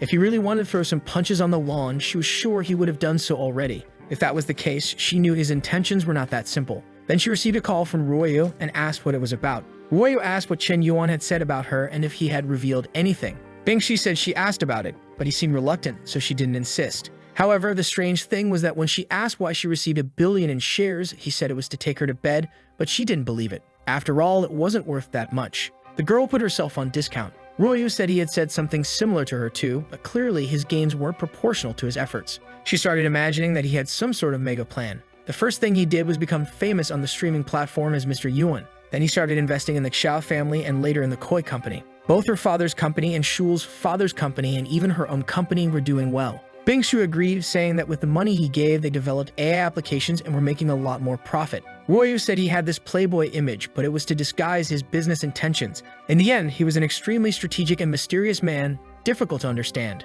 Maybe Chen Yuan's plan was to rule the world. At that moment, she received a message from Kiki asking if she could rent one of the floors to set up the streaming platform there. With that, Royo became thoughtful. Was Chen Yuan once again creating a big company? When she arrived at Kiki's mansion, Meng Meng was all excited, saying they just needed to start recruiting people. Kiki agreed and said Meng Meng would be the first to be recruited as an executive planner. The only problem was they needed some girls to do the lives. Meng Meng told Kiki to look at the people she knew since she also streamed for a while. Kiki said she knew someone who was the head of a company but was dismissed for offending someone. In a cafe in another part of the city, someone threw a glass of water at a guy. He said she wasn't the same as before and he was tired of her attitude. Of course, it was Shen Shui, the girl from Shark Live. She screamed at the guy, saying he had been living off her money and now wanted to leave. He said he wanted to break up because he was still very young and what she could offer he could find in any other girl. And then he left saying goodbye to the lady and mentioning that he had already paid the bill. The people in the restaurant started gossiping, saying she was an old cow wanting to eat fresh grass. Shen Shui was fuming with anger, saying that all men were the same, but even if it took 60 years, she would make that guy pay the price. At that moment, she received a call from Kiki and wondered why this girl was calling. She was invited to partner in a new business. Meanwhile, Chen Yuan was sleeping in his room. He heard someone at the door and wondered if a thief was entering. He grabbed a vase and got ready to strike. Someone entered carrying a jug, and as he went to hit them, he saw it was Shul and stopped. He asked what she was doing there, saying she didn't even say hi. She apologized, saying she didn't expect him to move in so quickly. But outside, she was crying thick tears, saying his body was incredible and even had defined abs. Boldly, he said that she saw him shirtless, but he hadn't seen anything yet. She opened the door and said if he really wanted, he just had to ask. Our boy said she was stalling too much, thinking she wouldn't have the courage, but she moved her hand to her shirt, telling him to get ready. Our boy told her to hold on, joking that it wasn't that serious. She stuck out her tongue, saying you never know what the fire they were playing with. She mentioned bringing breakfast and placed the items on the table. Our boy hugged her, saying if she didn't know he was living there, why did she bring breakfast? Close to her neck, he said she wasn't being honest. She told him to stop focusing on the details, thinking that she had prepared everything perfectly. He saw she had prepared some buns and said they looked delicious. She explained that she not only knew how to make dumplings, but could make them for him every day. He got excited, saying having a good breakfast every day would be perfect. He sat down, asking if she wanted to become his personal assistant and even get a salary. She told him to stop being so formal, as she would do it for free every day. Our boy was starting to get moved. Not even all of his training with the system was helping. Not to mention that the food she made was very tasty. Now he understood why she used to be called the Heartbreaker. Suddenly, he received a call from Gao Xuanian. She asked for help once again, and he told her to stop stalling and say what she wanted. She explained that the company wanted to start filming the new movie, but the city studio wasn't cooperating. Chen Yuan told her to explain quickly, and she began talking about a bunch of things about the director and the TV. He said he would help immediately. He informed her that he would transfer some billions for her to start her own TV company. In a few days, he would visit and just wanted to be kept updated. Gao Xuanian was confused about how he spent so much money like that. However, he didn't care about that and was more interested in thanking Shul for breakfast. Chen Yuan said that maybe it would be better if he moved out of that place. She was startled and asked why, wanting to know if she had done something wrong. He explained that if she kept entering without knocking, things could get strange. He asked if he could have a spare key. She agreed and handed it to him. But the crafty girl had more than one spare key. However, Chen Yuan turned and said he knew she had more than one key, and if she didn't respect his privacy, he would leave. He said goodbye, saying he knew she understood people's feelings. He left thinking that this time he would keep things more controlled. Outside, the friend from before said that he finally arrived. However, Du Xiaoyu came up beside him, looking angry because she wanted to discuss personal matters with Wen Ji. The girl was all excited, sure that it was worth putting on good makeup today. They should go eat at an incredible place. But when they arrived, it was just a corner shop. Wen Ji thanked him, saying he preferred such places, and Chen Yuan agreed, saying it was more comfortable. He said the same to Xiaoyu, who said she was very grateful for that. She began to wonder if this Chen Yuan was a poor guy pretending to be rich. When they were sitting in the restaurant, a TV company was about to make an announcement. It was Gao Guanyin on TV, saying she had something to share with the public. He thought she couldn't resist the chance to be on TV for an announcement. However, she revealed that a guy named Chen Yuan had invested in the TV company they were going to create. Wen Ji asked if by any chance she was talking about him, while Xiao Wei now was sure this guy was much richer than she had expected. Chen Yuan was fuming with anger because he didn't want anyone to know what he had been doing. Wen Ji asked for Gao Guanyin's autograph, and Chen Yuan said he would get it for him one day. When his friend started to talk about money, he shoved food into his mouth, telling him to be quiet. Meanwhile, Xiao Wei thought that Wen Ji was her ticket to wealth. She needed to stick to the guy because if one day he gave something to Wen Ji, she would also benefit. She leaned on the guy, saying he was all grown up and needed to learn to take care of himself. At the company the girls were setting up, they saw Gao Guanyin's announcement, and Kiki mentioned that this seemed like a normal amount for him. The girls discussed how he seemed involved in more industries than they had imagined. Ruoya remarked that even for Chen Yuan, this must have been a decision years in the making. Bing Shui agreed, saying his actions might seem random but always had a deeper meaning. Ruoya began to remember everything he had done, wondering what his plan was. In the end, she had no idea. Meng Meng suggested that Kiki tell everyone that he was also an investor in their company, which would attract more people. She knew that having a billionaire investor would completely change public opinion about the company and attract many sponsors. Ruoya thought this must be part of his plan too. They began to think that our boy was very intimidating. Just then, Shen Shui approached and asked what they were discussing. Kiki said they were talking about Gao Guanyin and the investor Mr. Yuan. Embarrassed, Shui asked who this Mr. Yuan was. Meng Meng explained that it was Chen Yuan, known by everyone there, and he was also an investor in their company. Now, poor Shui was trembling, asking if she could resign from her position. Kiki told her to think carefully because they needed her help in the company. However, Shui explained it was because of Mr. Yuan, revealing that her company had gone bankrupt because she once offended Mr. Yuan, and if he found out she was here, it could disrupt their plans. Kiki was thoughtful, recalling how friendly Chen Yuan seemed, thinking it was unlikely. She said she would talk to him and that Shui didn't need to worry. Meanwhile, at the restaurant, Wen Ji and the girl were leaving. He received a call from the president and asked what she wanted. He assumed she would ask about the billions he invested in the actress. However, the president inquired about Shui and whether he had a part in her company's downfall. Playing dumb, he was reminded that she was the woman who had a streaming company that he helped to bankrupt. He said he remembered and explained that the lady was very arrogant, and he had to teach her a lesson. She was using his name to deceive others. Kiki said the woman had learned her lesson and asked if he would accept her apology. The boy said it was fine, thinking if she genuinely wanted to apologize, he wouldn't be cruel to her. On the phone, Shui apologized, saying she would work hard and hope to be a good employee for him. Chen Yuan simply said it was fine and that the matter was settled. With that, Shui felt relieved, and Kiki commented that Chen Yuan was always a good person. Meanwhile, Chen Yuan thought that having someone as experienced as her in the company would help Kiki. However, some people lacked emotional intelligence, so he needed to provide some guidance. Later, the press asked Gao Xuanyan where the studio would be. She explained they needed to ask a certain person and called Chen Yuan. He answered angrily, saying he wanted to keep a low profile, but now everyone knew about him. Gao Xuanyan thought it didn't make sense since he spent millions on that damn piano. He said if that was the case, there was no point in arguing anymore, but she would have to help with one thing. She became curious about this one thing while already imagining what it might be. Turning to the reporters, she said she had to take the investor's call. Everyone was eager to know what they discussed. She announced that Chen Yuan would relaunch the Big Cat streaming platform, and their newly opened TV station would be strategic partners directly linked with it. In other companies' offices, streamers who knew how generous Mr. Yuan usually was were already thinking that moving to his company wouldn't be a bad idea. The owner of the Shark platform was already getting worried. At that moment, an employee opened the door, saying a bunch of streamers were leaving the company. The guy was shocked, saying this was happening faster than he expected. At Ruoyu's building, Kiki remarked that she was right and this was all part of his plan. Ruoyu said she had only guessed and didn't expect to be right, but they all concluded that Chen Yuan was the city's monster who understood all business. Meng Meng suggested that his flirting was all a part of his investment strategy. Ruoyu said if that was the case, then they were just business partners. The girls seemed to reach the same conclusion, saying that in the end, they were just Chen Yuan's employees. Now they were all sad, wondering if Chen Yuan loved to leave a like in the video that helps Mamoru make more juicy content for his viewers, activate the cheeky little bell, and I'm out.